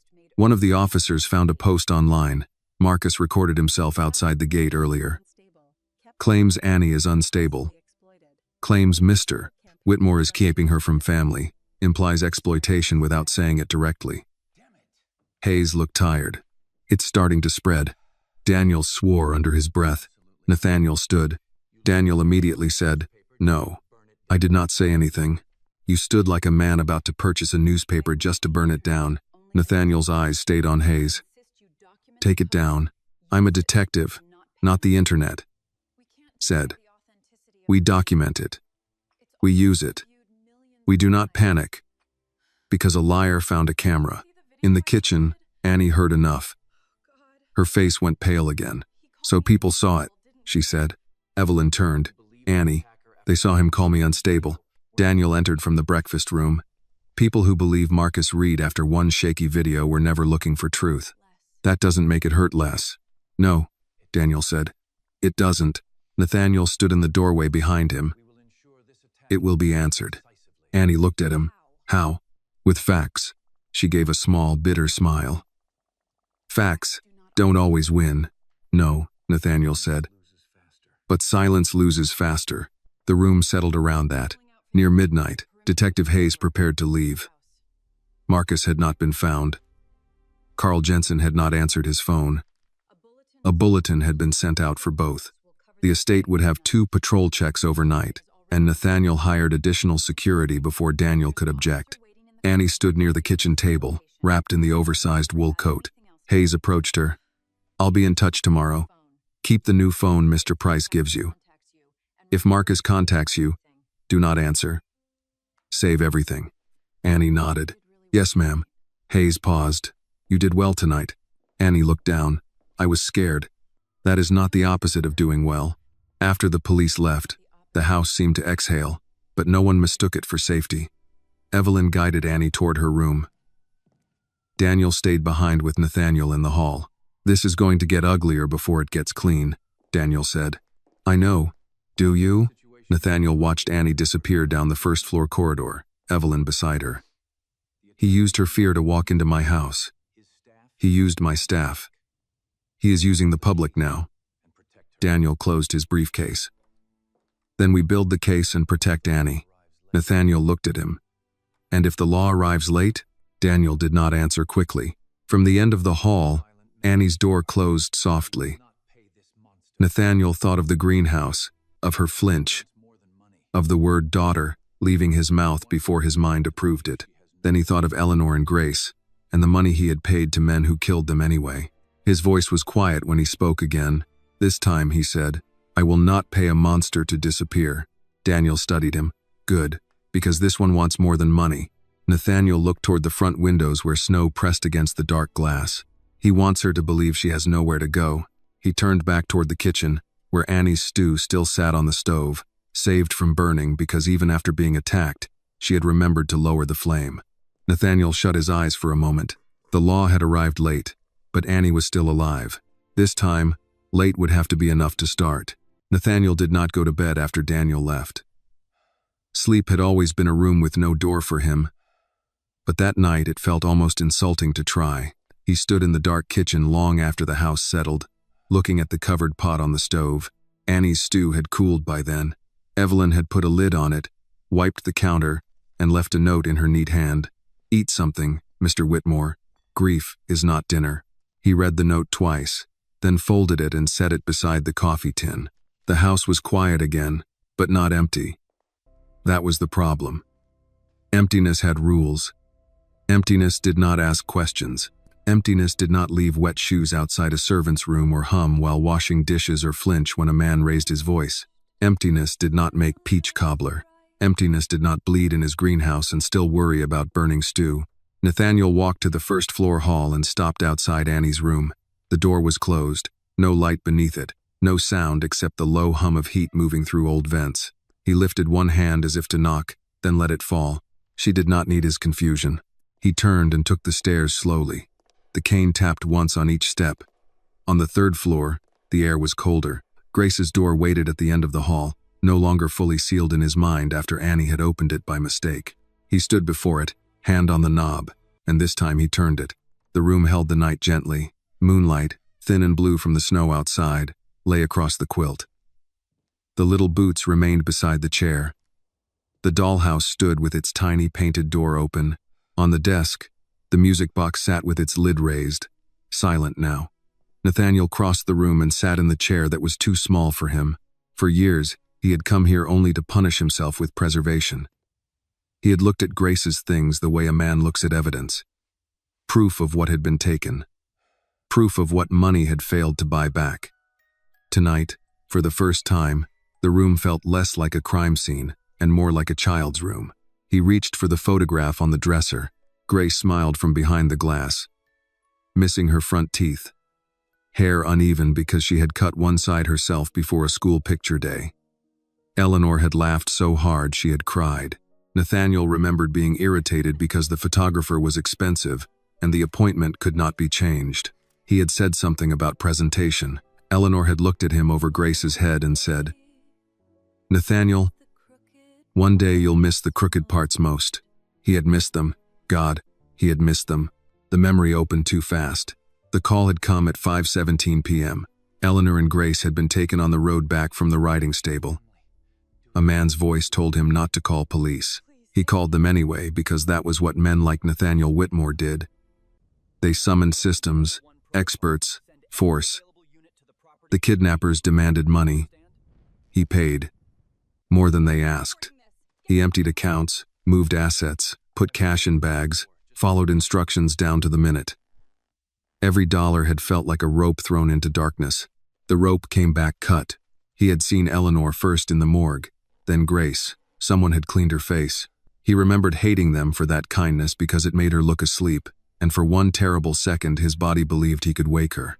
Detective Hayes had stood nearby, younger then, careful with every word. Nathaniel had waited for the scream to come. It never did. His mind shut a steel door and left him on the other side of it. At the funeral, people wept around him. Evelyn wept. Daniel stood with red eyes. Nathaniel held a folded handkerchief and never used it. A reporter later wrote that the billionaire showed remarkable composure. He had cut the article out and burned it in the fireplace. Not because it was wrong, but because it was right in the ugliest way. He had not been composed. He had been gone. A sound came from the doorway. Nathaniel turned. Annie stood there in the hall, wrapped in the oversized wool coat. Her face looked small above the collar. The bandage near her lip was pale against her skin. "I'm sorry," she said. "I saw the light." He looked at the lamp on Grace's desk. He did not remember turning it on. "You should be asleep," he said. "So should you." The answer would have annoyed him from anyone else. From Annie, it sounded like a fact she was tired enough to forget to fear. She stayed outside the room. "I won't come in." Nathaniel looked at Grace's photograph in his hand, then back at Annie. "The door is open." She stepped in carefully, stopping near the rug. Her eyes moved around the room but did not linger greedily on anything. She looked the way someone enters a church after a funeral, aware that even breathing can feel loud. "She had your eyes," Annie said softly. "No," Nathaniel said. "She had Eleanor's." Annie nodded. "Maybe your sadness makes them look like yours." He almost told her she was too young to say things like that. Instead, he looked down at the photograph. She was 8. "My mama died when I was 16, Annie said. "Folks kept saying at least I had 16 years. Like love comes with a receipt and you're supposed to be grateful for whatever time got handed to you." Nathaniel's grip tightened on the frame. People say foolish things around death. They get scared of silence. He looked at her then. Annie tucked her hands into the coat sleeves. "After my mama died, everybody brought food for 1 week. Casseroles, fried chicken, pies. Then they stopped coming. Marcus didn't stop. That was the problem." Nathaniel set the photograph back on the dresser. "Did your mother know?" "Some. Not all. She was sick. I hid what I could." Annie swallowed. "I thought if I kept the house clean, kept him fed, kept quiet, he'd leave her alone." Nathaniel knew that kind of bargaining. "Pay this and they will live. Follow this instruction, and the door will open. Be useful, be obedient, be smart enough, and the monster will become reasonable." Monsters rarely did. Annie looked at the music box. Did Grace like music? Yes. His voice roughened despite him. She liked anything that made noise. "That sounds nice." It was, until it wasn't. Annie was quiet for a moment. "Mr. Nathaniel?" "Yes?" "Do you feel like loving someone again means leaving them behind?" The question found the hidden hinge of him. He stared at her. She looked embarrassed. "I don't mean to be disrespectful. It's just, after Mama died, I felt bad any time I laughed. Like she might think I forgot her. But then one day Mrs. Alvarez from downstairs told me, 'Baby, Love doesn't replace people. It gives the living somewhere to go. I didn't understand then. I'm still not sure I do. Nathaniel turned the words over in his mind. Love doesn't replace people. It gives the living somewhere to go. He sat back in the small chair. And where did yours go? Annie's face shifted. For once, she had no ready politeness. Mostly into cooking. Into making sure people ate. Mama was always less scared after soup. He looked toward the hall, toward the floors below where her room was. And now? I don't know. She gave a tired half smile. Maybe into not running as fast. A fragile silence settled between them. Nathaniel looked again at Grace's room. The bed, the books, the small boots. For years, he had believed keeping everything untouched was loyalty. Now he wondered if it had been fear wearing a better suit. I could not save them, he said. Annie did not move. I paid. I planned. I did everything they told me. I did everything the police said not to do and everything they said to do. I would have cut my own heart out if they had asked. His voice lowered, and still they died. Annie's eyes filled, but she did not step closer. She let him have the space to say it. I know you're not Grace, he said. I know, and I do not know what I am doing. Annie nodded. Most people don't. Some just have nicer furniture while they don't. For a second, the room changed. It was not laughter. Not really. But something moved through Nathaniel's face. A crack in stone before weather widens it. Annie saw, and looked down quickly, as if protecting him from being noticed. He looked at her bandaged lip. Are you afraid here? She answered honestly, sometimes. That hurt more than he expected. Of me? Not the way I'm afraid of Marcus. That is not an answer. She took a breath. I'm afraid of being sent away. I'm afraid of doing one thing wrong and proving everybody right. I'm afraid your kindness has a time limit. Nathaniel looked at the photograph of Grace. He thought of all the rooms in this house that had become shrines to things he failed to protect. Then he thought of Annie asking permission to save soup. My kindness may be clumsy, he said, but it will not be used as a trap. She looked at him then, really looked, as if trying to decide whether a sentence could be a floor. Downstairs, a clock chimed 2. Annie wiped her eyes with the sleeve of Evelyn's coat. Mrs. Evelyn will fuss if she knows we're both awake. She fusses regardless. She cares. Yes, Nathaniel said. She does. Annie glanced once more around Grace's room. Would it be all right if I put fresh flowers here sometime? Not now. Just when the snow clears. Nathaniel's first instinct was no. The room had rules. The dead had rules. But then he imagined flowers on the dresser, not replacing the dust of years but admitting that time had not stopped just because he had. Yes, he said. Annie nodded. Good night, Mr. Nathaniel. Nathaniel, he said. She paused at the door.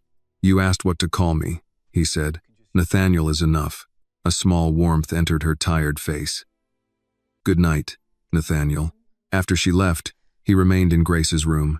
The pain was still there. It had not softened into peace. It had not become beautiful, but for the first time, it was pain he could feel without disappearing. He wound the music box once. The tune began, thin and uneven. Nathaniel sat in the child-sized chair, listening until the last note faded. Then, in the quiet that followed, one tear slipped down his face. Only one, but this time, no one had been struck. No one was bleeding. No danger had forced it out of him. It came because something inside him had finally remembered the way. By breakfast, the house had split into two kinds of quiet. One belonged to snow, soft against the windows. The other belonged to waiting. Daniel Price arrived before 9 with a folder under one arm and bad news in his face. Evelyn had just set coffee on the kitchen table. Annie was cutting apples for oatmeal, moving carefully because the small bandage near her lip pulled when she spoke. Nathaniel stood by the window with his cup untouched. Daniel did not take off his coat right away. Marcus made contact through an attorney. Annie's knife stopped. Nathaniel turned.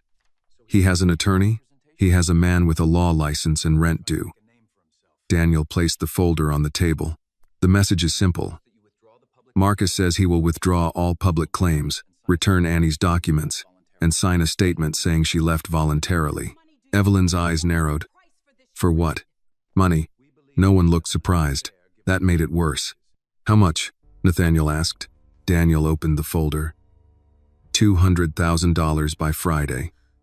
He calls it compensation for emotional distress, reputational harm, and personal property Annie allegedly took from his home. Annie's face went blank. I didn't take anything. We know, Daniel said. He took from me. I know. She looked at Nathaniel, shame rising before anyone had accused her. I swear I didn't. Nathaniel's voice was quiet. Annie, she stopped. You do not have to prove innocence every time a liar speaks. Her eyes dropped to the apples. It feels like I do. Daniel slid a printed email across the table. There's more. If Mr. Whitmore refuses to pay, Marcus says he will speak to every media outlet that answered his first post. He will accuse Nathaniel of hiding you, manipulating you, and using his money to keep you away from family. Evelyn made a sound under her breath that was not quite a prayer. Nathaniel picked up the paper. The words blurred for a second, not because he could not read them, but because he had seen their shape before. Pay, obey, stay quiet. And maybe the monster will give back what he already stole. His hand tightened around the page. Daniel watched him. There is a practical option. No, you didn't hear it. I heard enough. Daniel removed his glasses and rubbed the bridge of his nose. Nathaniel, 200,000 is less than what you lose in market fluctuation before lunch. We pay, we get the documents, we buy time, and we keep Annie out of a public fight. Annie looked up fast. No. Everyone turned to her. Her voice shook, but she did not take it back. No, please, don't pay him, Daniel said gently. This is not your burden to decide alone. He'll come back for more. He always does. If you pay him, he'll know I'm worth money now. Nathaniel looked at her. That was exactly it. Annie understood Marcus better than any legal memo could. Evelyn placed a hand flat on the table. The girl is right, Daniel sighed. Morally, yes. Strategically, not always. Nathaniel set the paper down. Last time I paid men who made threats. My family still came home dead. The kitchen went silent. Daniel's face changed. Nathaniel, no. His voice stayed low, but the word cut clean. I will not pay another monster for the privilege of hoping he becomes decent. Annie's eyes filled. She tried to hide it by turning back to the apples, but the knife trembled. Nathaniel noticed and took the knife gently from her hand. Sit down. I'm fine. You are shaking. I'm angry. So am I. That made her look at him. He handed the knife to Evelyn, who resumed cutting as if giving them both something ordinary to stand near. Daniel put his glasses back on. If we don't pay, we need to move faster. We file the police report fully, include extortion, document the threat, provide the greenhouse footage, Carl's access logs, everything. We also prepare for media. I want Carl found, Nathaniel said. Detective Hayes is working on it, but there's something else. Daniel pulled another sheet from the folder. Security logs show the East Service Gate opened at 8:14 p.m. using Carl Jensen's code. It closed at 8:19. 5 minutes later, the greenhouse sensor tripped. But no alarm sounded because the zone had been manually bypassed. Evelyn stopped cutting. Nathaniel's face did not change, but the air around him did. Carl bypassed it. Looks that way, Annie whispered. I told you. He found someone who thought I wasn't worth protecting. No one could answer that quickly. Nathaniel looked toward the hall, toward the front of the house, toward the gates beyond it. Carl had not only failed his job, he had judged Annie and acted on that judgment. He had decided a girl like her was trouble, and Marcus had used that decision like a key. Get Hayes here, Nathaniel said. Daniel nodded. Already called. She's on her way.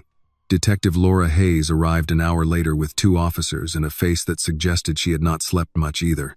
She took the printed demand, the security logs, and Daniel's summary without comment. Then she asked to speak to Annie again. In here? Annie asked, looking around the kitchen. If you're comfortable. I'm more comfortable here than in rooms with big desks. Hayes sat across from her at the kitchen table. Nathaniel moved to remain, but Hayes looked at him. I need her voice, not yours. Nathaniel began to object. Annie spoke first. He can stay if he doesn't answer for me. Hayes looked at Annie. Your choice. Annie nodded. The interview was careful. Marcus's threats. The stolen papers. The money he took. The The community college forms he tore up, the text message, his appearance at the gate, the greenhouse attack. Annie answered without making herself dramatic. That somehow made it worse. When Hayes asked about Carl, Annie's fingers curled into her sleeves. He looked at me like Marcus did when other people were watching. Different words, same meaning. Hayes waited, like I was the problem before I did anything. Nathaniel looked down at his hands. Hayes wrote that sentence down. After the interview, Hayes stood in the pantry hall with Nathaniel and Daniel. We can pursue extortion and assault. The gate logs help. If we find proof Carl took money, that strengthens conspiracy or facilitation. But Marcus may keep pushing the public story. Then we answer publicly, Nathaniel said. Daniel looked at him. Careful. I am done being careful in ways that only protect the person lying. Hayes studied him. A public statement could help, or it could turn Annie into a spectacle.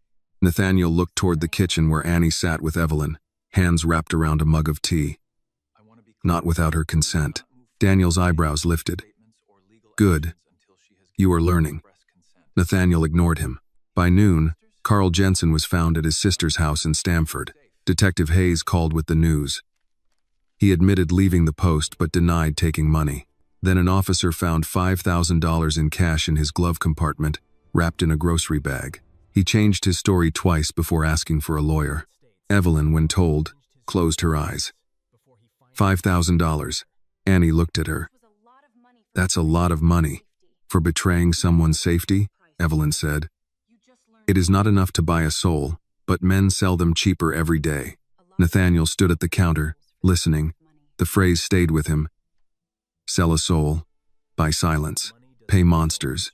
His whole life had been built around price. But Marcus and Carl had reminded him there were things money did not solve. It only revealed what some people had already chosen to be. That afternoon, Daniel drafted a statement. It was clean, factual, bloodless. Nathaniel read it once and put it down. No. Daniel leaned back. It says everything necessary. It says nothing human. That is often the point of legal statements. Not this time. Annie was in the doorway with a basket of folded towels. A statement about me? Daniel looked at Nathaniel, then back at Annie. Yes. Nothing goes out unless you approve it. She held the basket tighter. What does it say? Daniel handed her the page. Annie read slowly. Her face tightened at phrases like temporary resident and alleged domestic dispute. I sound like paperwork, she said. Daniel accepted that without offense. Paperwork protects people. Sometimes it hides them. Nathaniel looked at her. What would you say? Annie froze. Me? Yes. I don't know. I'm not good at speeches. I did not ask for a speech. She looked at the paper again, then spoke quietly. I'd say I came here because I was cold and scared. I'd say I asked for food and a place to sleep. I'd say I'm 18 and nobody owns me. I'd say being poor doesn't make me a liar. Evelyn's eyes softened. Daniel took back the page and made a note. That line stays. Nathaniel looked at Annie. Anything else? She hesitated. I'd say I didn't come here to embarrass anybody. I came because I wanted to live. The room went still. Daniel wrote that down too. In the evening, Nathaniel called a meeting in the breakfast room. Daniel, Evelyn, Detective Hayes on speaker, and Annie, if she wished. She came, but sat near the door. Daniel laid out the plan. Full police cooperation, evidence preserved, no payment, no private meeting with Marcus, replacement documents accelerated, new phone activated, statement released only after Annie approved. If Marcus posted again, they would answer with footage and facts. If any outlet repeated defamatory claims, Daniel would respond. Annie listened, her face pale but steady. When Daniel finished, Nathaniel spoke. Marcus Reed asked for money to return what was never his. He will not receive it. Carl Jensen decided your safety could be sold. He will not work here again. And if the public wants a story, they will hear the truth, not his version of it. Annie looked at him. Why are you doing all this? He could have said because it was right. Because Evelyn demanded it. Because Daniel had a plan. Instead, he looked at the girl who had saved half a bowl of soup for tomorrow. Because silence is where men like Marcus grow. Evelyn nodded once. Later that night, after the statement was revised, Annie found Nathaniel in the kitchen. He stood by the stove, heating leftover stew badly. The flame was too high. "You'll scorch it," she said. He stepped back. "Then intervene." She took the spoon from him and lowered the heat. For a few moments, they stood side by side, not speaking. Then Annie said, "Justice doesn't always feel fair, does it?" Nathaniel looked at her. She stirred the stew. "Even if he gets arrested, I still lost my money, my papers, my school forms. Years. Mama." Her voice thinned, but held. "It doesn't give all that back." "No," Nathaniel said. "Justice is not always fair when it finally arrives, but it still matters to the wounded." Annie looked at him, then down at the pot. "Did you just make that up?" "I have had years to think about unfair things." She gave a small, tired smile. "It was pretty good. It was accurate." That too. The stew warmed slowly. Outside, the snow had begun to melt along the edges of the driveway, leaving dark lines of pavement showing through. Annie noticed through the window. "You said when the snow melts, I had to leave." Nathaniel followed her gaze. For a long moment, he said nothing. Then he reached for 2 bowls from the cabinet. "The snow is not finished melting." Annie did not argue. She ladled stew into the bowls, and for the first time, she made one for herself without asking if she was allowed. By morning, the driveway was no longer quiet. News vans sat beyond the outer gate, their satellite dishes lifted toward the gray sky. Reporters stood in winter coats, stamping their feet in the slush, talking into cameras as if they had discovered the house by accident, and not because Marcus Reed had handed them a story shaped like a weapon. Annie watched from the breakfast room window until Evelyn gently pulled the curtain back into place. "Don't feed your fear by staring at it," Evelyn said. Annie stepped away. "They're talking about me. They're talking about the version of you they can sell before lunch. That doesn't make it better." "No," Evelyn said, "but it makes it smaller." In the study, Daniel Price had already taken 3 calls and declined 4 interviews. He stood beside Nathaniel's desk with a marked-up statement in his hand while Detective Hayes listened from speakerphone. Nathaniel stood by the fireplace, dressed in a dark suit, his face composed in a way that looked familiar to the world and false to everyone in the house. Daniel read the final line aloud. "Miss Carter came to this home seeking temporary shelter during severe winter weather. Any allegation that she was held against her will, or that she stole from Marcus Reed, is false and unsupported by evidence." Nathaniel looked toward the hallway. "It still sounds like it was written by men afraid of being sued." "It was," Daniel said, "because men afraid of being sued tend to keep people out of court." Detective Hayes spoke through the phone. "The statement is safe. Safe may not be satisfying, but it helps." "It doesn't say enough," Nathaniel said. Daniel sighed. "What do you want it to say?" Nathaniel did not answer at once. He looked through the study doorway, where Annie stood half hidden in the hall, wearing Evelyn's wool coat over a plain sweater. She had not been invited in, but nobody told her to leave. "I wanted to say she is not a rumor," he said. Annie's eyes lifted. Daniel lowered the paper. "Then you may have to say that yourself." By 10 o'clock, Marcus had posted another video. This one was worse. He stood near a gas station somewhere off I-95, eyes red, voice breaking on command. He said Annie had mental struggles. He said she had always been difficult. He said Nathaniel Whitmore had no business keeping a vulnerable young woman away from family. He never said black in the video. He did not have to. The comments did the work for him. Daniel showed Nathaniel only a few before shutting the laptop. "Don't read them. I have been hated by people with more money than judgment," Nathaniel said. "This isn't about you." That landed. Across the room, Annie spoke. "Can I see?" "No," Evelyn said at once. Annie looked at Daniel. "If people are saying things about me, I should know." Daniel hesitated. Nathaniel said, "No." Annie's face tightened. "You don't get to decide what I can handle." The room went still. Nathaniel looked at her. She was afraid, but she was standing. Not shrinking, not apologizing. A day ago, he might have confused protection with control. Today, the difference stood in front of him. "You're right," he said. Daniel turned the laptop toward her but kept one hand near the trackpad. "A few, not all. There's no wisdom in drinking poison because someone put it in a cup." Annie read 3 comments. Her expression barely changed. which told Evelyn exactly how deeply each one cut. One called her a thief. One called her a setup. One asked what a girl like that was doing in a house like his. Annie pushed the laptop back. That's enough. Evelyn touched her shoulder. Baby, I'm all right. Annie swallowed. No. I'm not. But I'm still here. Nathaniel looked at Daniel. We answer now. Daniel nodded slowly.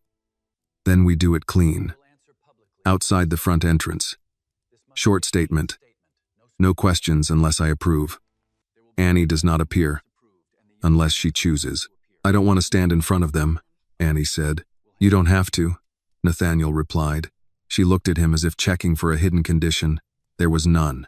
A half-hour later, the front doors of the Whitmore mansion opened. The reporters surged against the gate until security held them back. Nathaniel stepped out onto the stone landing with Daniel on one side and Evelyn on the other. Detective Hayes stood near a patrol car beyond the driveway, present but careful not to turn a police investigation into theater.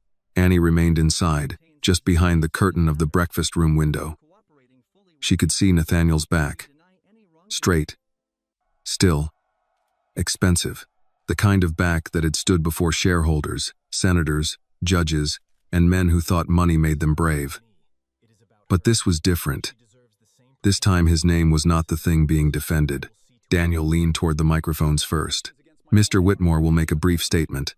There will be no questions regarding Miss Carter's private trauma. Any outlet repeating false claims made by Marcus Reed will receive documentation through counsel. A reporter shouted anyway. Is it true she entered the home illegally? Another called, Mr. Whitmore, are you housing a runaway? Nathaniel stepped to the microphones. His voice was calm, but not empty. Annie Carter is 18 years old. She came to my home during a winter storm, asking for food and a safe place to sleep. She was not held here. She was not hidden. She was not bought, manipulated, or used. The shouting dipped slightly. He continued. Marcus Reed is not her legal guardian. He does not own her. No man owns a young woman because he has frightened her long enough. Inside, Annie pressed her hand to her mouth. Nathaniel held up a folder. We have provided law enforcement with security footage showing Mr. Reed entering my property through a service gate.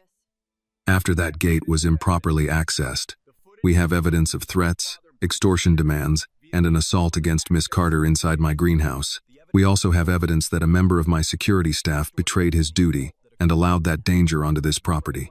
A reporter called out, What do you say to claims Miss Carter stole from him? Nathaniel looked toward the voice. A lie does not become balanced because a camera repeats it. Daniel shifted, as if that line had not been approved but might survive. Another reporter pushed forward. Why involve yourself personally? This young woman was a stranger to you days ago. Nathaniel stopped. For the first time, he looked not at the cameras but at the house behind them, at the window where he knew Annie stood. Because she knocked on my door asking for shelter, he said. And somehow, she gave me back my soul. The noise changed. Not silence exactly. Something closer to a room losing its script. Nathaniel turned back to the microphones. Being poor does not make a person dishonest. Being black in a wealthy neighborhood does not make a young woman suspicious.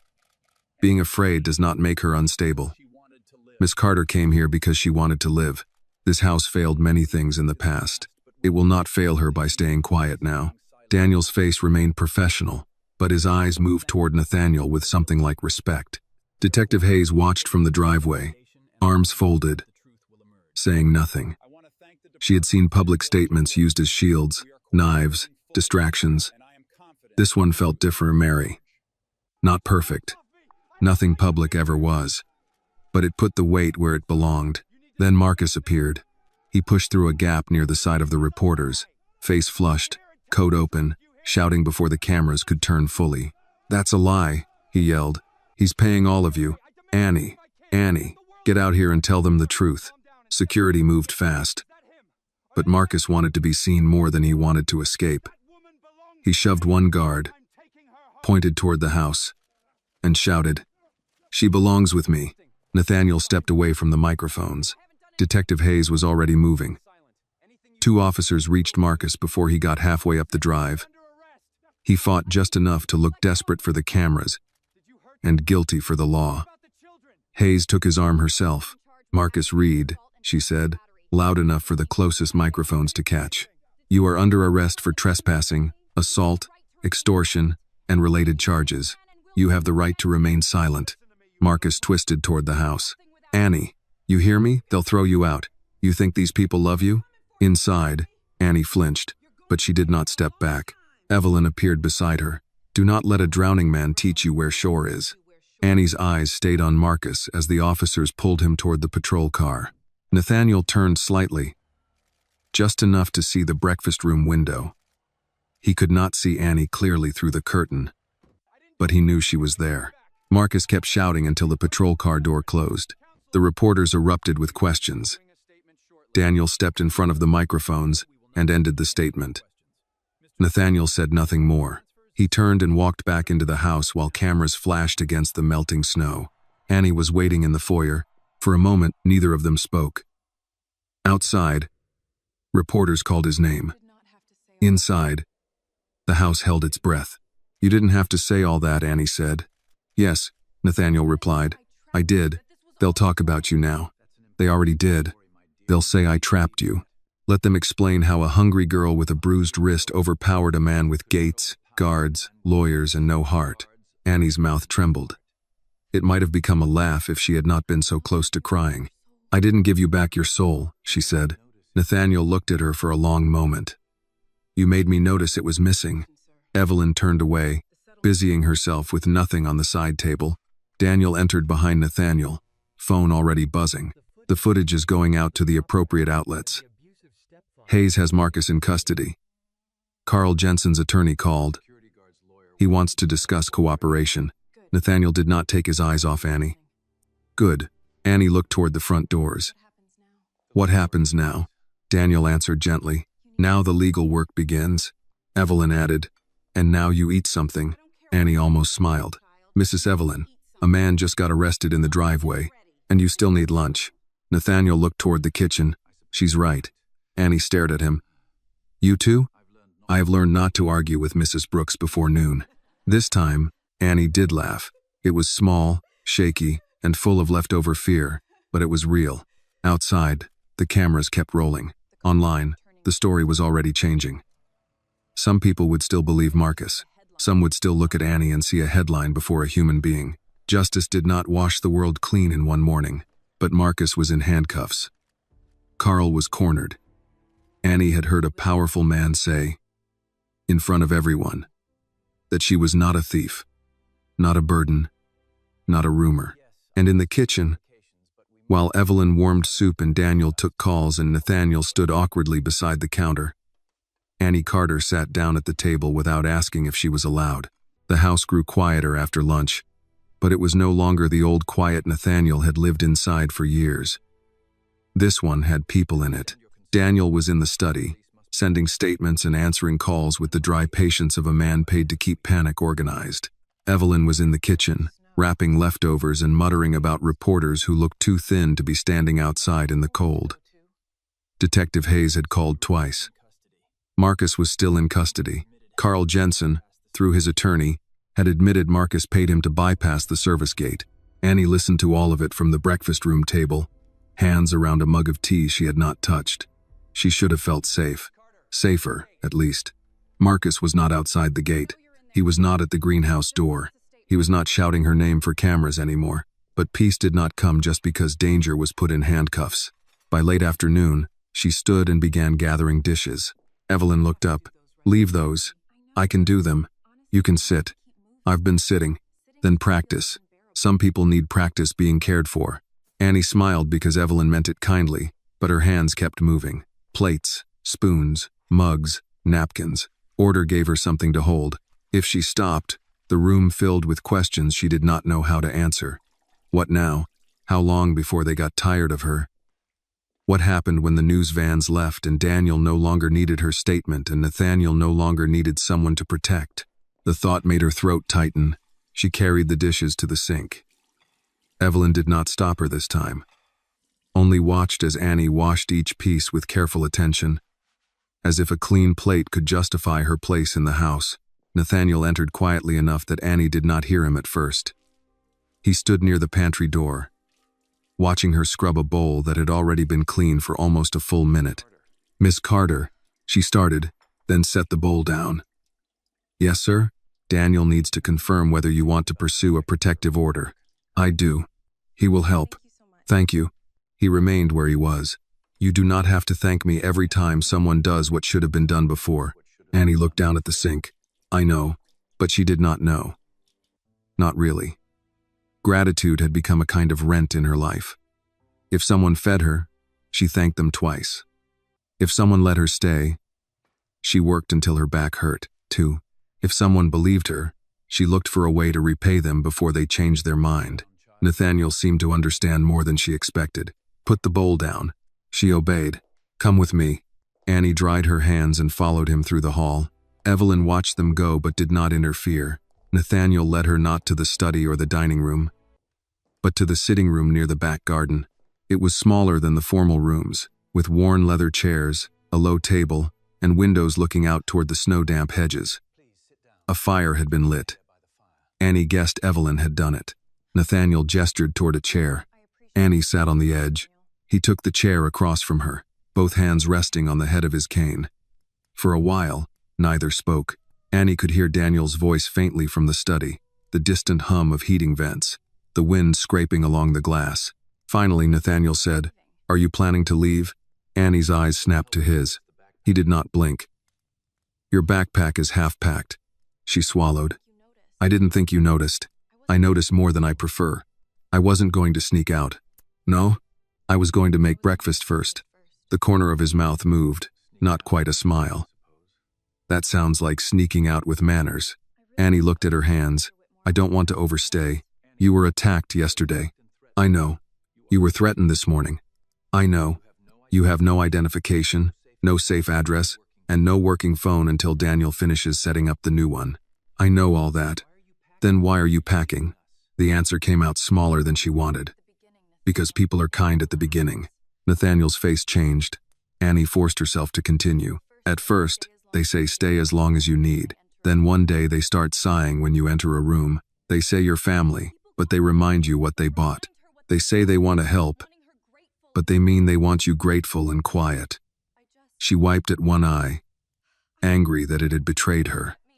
"I don't want to wait until you regret me." Nathaniel looked toward the fire. The old version of him would have ended the conversation there. He would have called Evelyn, called Daniel, solved the housing issue with a check, and considered it mercy. But Annie was not a problem to relocate. That was what frightened him. "I regret many things," he said. "Letting you in is not one of them." She looked at him then. He kept his eyes on the fire. "For years I believed grief had made me honest. It had not. It made me narrow. I thought because I could not save Eleanor and Grace, I was excused from caring whether anyone else survived. Then you came into this house, cold, hungry, apologizing for water on the floor." Annie's lips trembled. Nathaniel looked back at her. "You did not bring life into this house by being useful. You brought it by being here." She shook her head.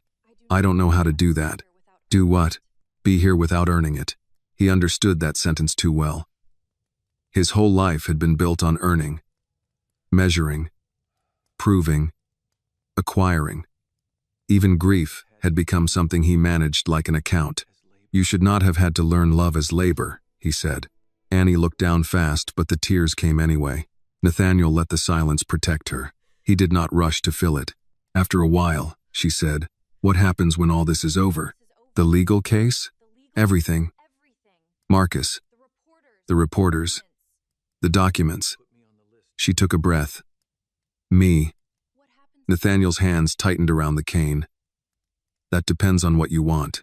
Annie gave a small, sad laugh. "People keep asking me that now. I'm not used to having an answer." "You do not need one today." "I can't stay here forever." "Why not?" The question startled them both. Annie stared at him. "Because I'm not. I mean, I'm not your responsibility." "No," he said. "You are not a responsibility." She looked confused. He leaned forward slightly. "Daniel mentioned something. I dismissed it at first because it sounded absurd, and because I assumed you would not want it." He reminded me that adult adoption is legal in Connecticut. Annie did not move. Nathaniel continued carefully, each word chosen as if it might break if handled badly. You are 18. No one can force you. I would not try. It would not erase your mother. It would not change your name unless you wanted it. It would not make you owe me obedience or gratitude. It would simply mean, legally and publicly, that you would not have to stand alone unless you chose to. Annie's face had gone pale in a new way. Not fear this time. Shock. You want to adopt me? If you allow it. Why? He looked at her, and the answer took longer because he wanted it clean of pity. Because when Marcus grabbed you, the word daughter came out before I could stop it. I have spent a day trying to decide whether that word was grief, panic, or guilt. His voice lowered. It was not. It was truth arriving before permission. Annie covered her mouth. Nathaniel's eyes softened, though his voice stayed steady. I do not want to replace anyone you lost. I cannot be the father you should have had from the beginning. I am difficult, impatient, and very bad at breakfast conversations. A broken laugh escaped her. But I can stand beside your future, he said. If you want me there, Annie cried then. Not quietly enough to hide. Not loudly enough to lose herself. Just tears, tired and stunned, running down her face. What if I let you down? She asked. Nathaniel leaned back, and for the first time, his answer came without hesitation. You already saved me. You do not have to earn a place here. Annie pressed both hands to her face. He waited. At last she whispered, I don't know how to be somebody's daughter. Nathaniel looked toward the window, where the last light of the day lay over the garden. I do not know how to be somebody's father again. She lowered her hands. Then what do we do? We learn, he said, slowly, with help. Mrs. Brooks will insist on supervising everything anyway. From the hallway, Evelyn's voice came dry and immediate. I heard that. Annie turned, startled. Evelyn stood at the doorway with a folded blanket in her arms and wet eyes she clearly intended to deny. Nathaniel looked at her. Were you listening? I was passing by with purpose. There is no blanket closet in this direction. There is now. Annie laughed through tears.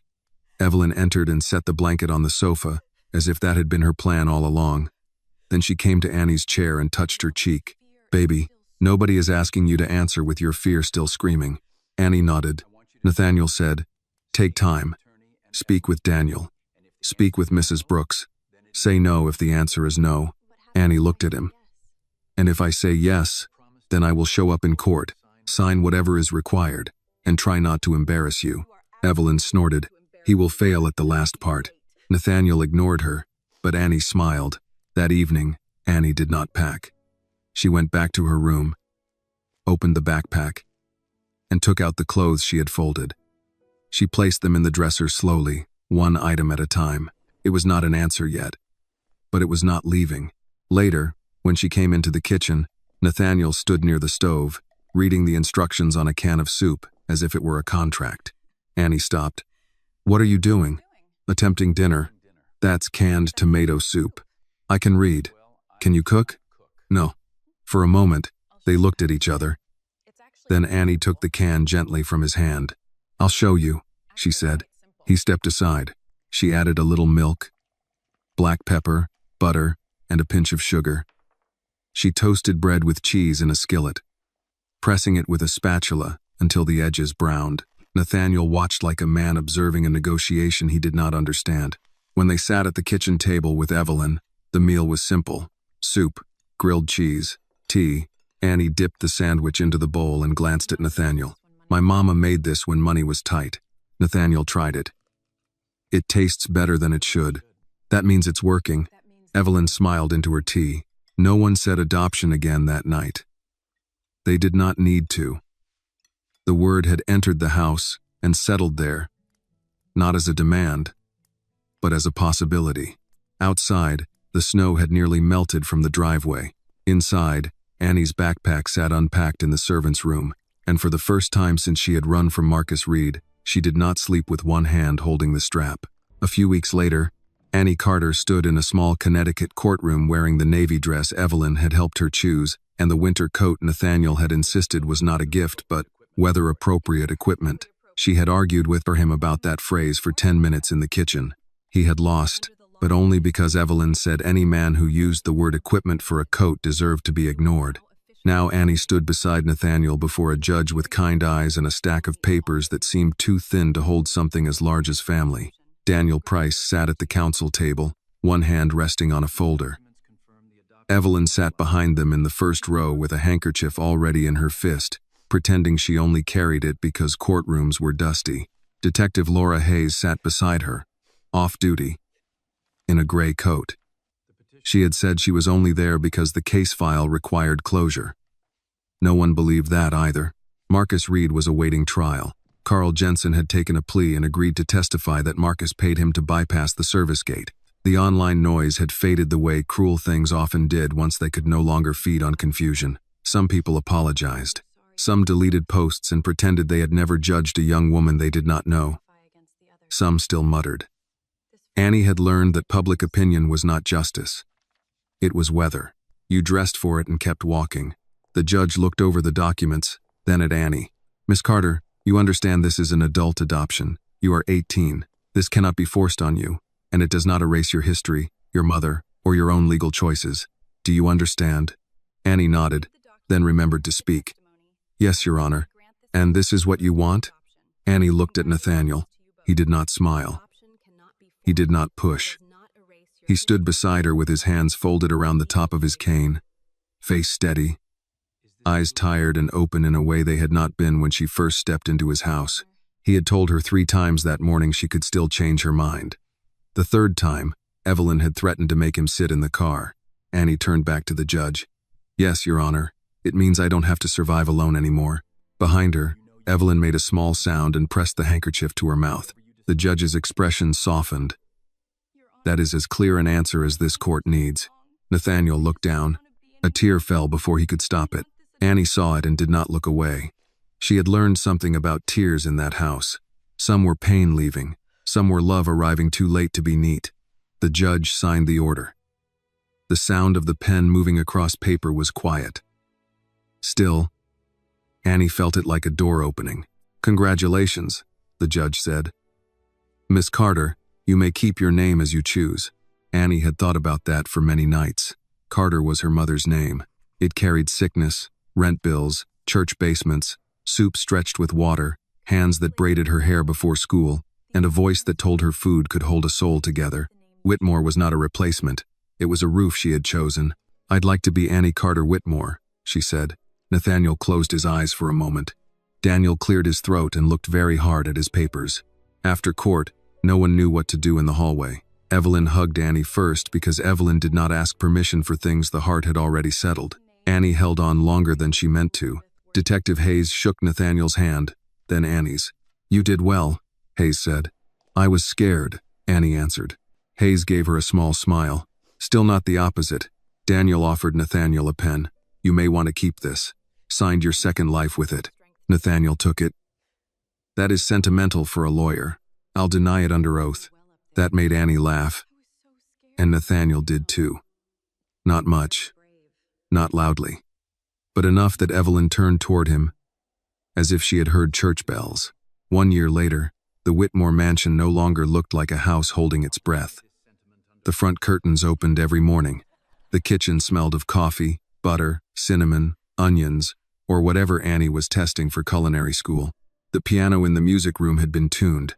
Sometimes Evelyn played hymns badly and blamed the instrument. Sometimes Annie hummed along while rolling biscuit dough. Nathaniel never asked them to stop. Grace's room had changed the least and the most. The bed remained. The books remained. The little boots remained beside the chair. But there were fresh flowers on the dresser now, replaced every Friday by Annie, not to cover grief, to keep it company. Nathaniel had created Grace Whitmore House 6 months after the adoption, a foundation and shelter network for young women leaving violent homes, with special outreach for girls who were ignored because they were poor, black, undocumented, too young, too old, too frightened, or too tired to tell their stories perfectly. Evelyn served on the board because she said rich people needed supervision. Daniel handled the legal structure. Detective Hayes trained volunteers on what not to say to a survivor. Annie helped design the kitchen program. Her first rule was simple. Anyone who came in hungry ate before paperwork. On Christmas Eve, snow fell again over Greenwich. Not hard. Just enough to soften the hedges and turn the long driveway white. Inside, the dining table that once seated only silence now held Evelyn, Daniel, Detective Hayes, 2 staff members who had stayed late by invitation, Nathaniel, and Annie. The food was not what Nathaniel's old chef would have called elegant. Roast chicken, mashed potatoes, green beans, macaroni and cheese, warm rolls, peach cobbler, and tomato soup in a small pot because Annie said every family should remember where it began. Nathaniel took a bite of cobbler and paused. Annie noticed at once. Too much cinnamon? He looked at her across the table. The firelight caught her face, older than the frightened girl at the door and still young enough to tease him without mercy. No, he said. For the first time in years, everything is exactly enough. The table went quiet. Then Evelyn sniffed and blamed the pepper. After dinner, Annie carried a small wooden sign to the front entrance. Nathaniel followed her to the inside of the iron gate. She had ordered the sign herself with money from her first paid internship at a local bakery. She would not let Nathaniel reimburse her. Together, they hung it where anyone leaving the property could see it. No one who comes here cold will be turned away. Annie stepped back and folded her arms against the winter air. Nathaniel stood beside her. You once asked me to let you stay, and you did, she said. No. He looked at the gate, then at the warm windows behind them. You let me come back. Annie leaned her head lightly against his shoulder. He did not stiffen. He did not step away. After a moment, he lifted one arm and held her there. Beyond the gate, snow touched the road. Inside, the house glowed. It was still a mansion, still marked by money and loss and rooms full of memory. But it was no longer a mausoleum. It had become a home, and for every person who would one day arrive cold, hungry, frightened, or ashamed, the light at the Whitmore gate would tell them what Annie Carter Whitmore had once needed to hear most. Come in. You are not trouble.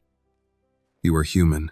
The lesson of this story is that money can build walls, but kindness is what turns a house into a home. Nathaniel had wealth, power, and comfort. Yet he had lost the ability to feel human after grief destroyed his family. Annie had almost nothing, but she carried courage, warmth, and dignity. Through her simple acts of honesty, patience, and care, she reminded him that love does not replace what we have lost. It gives the living a reason to keep going. The story teaches us that the weak should not be judged by their poverty, their fear, or the color of their skin. Sometimes the person asking for help is also the one who saves us. This video is a work of fiction created with the assistance of artificial intelligence. All characters, events, and situations are not real, and do not represent any actual people or true stories. The content is intended for storytelling and emotional illustration only.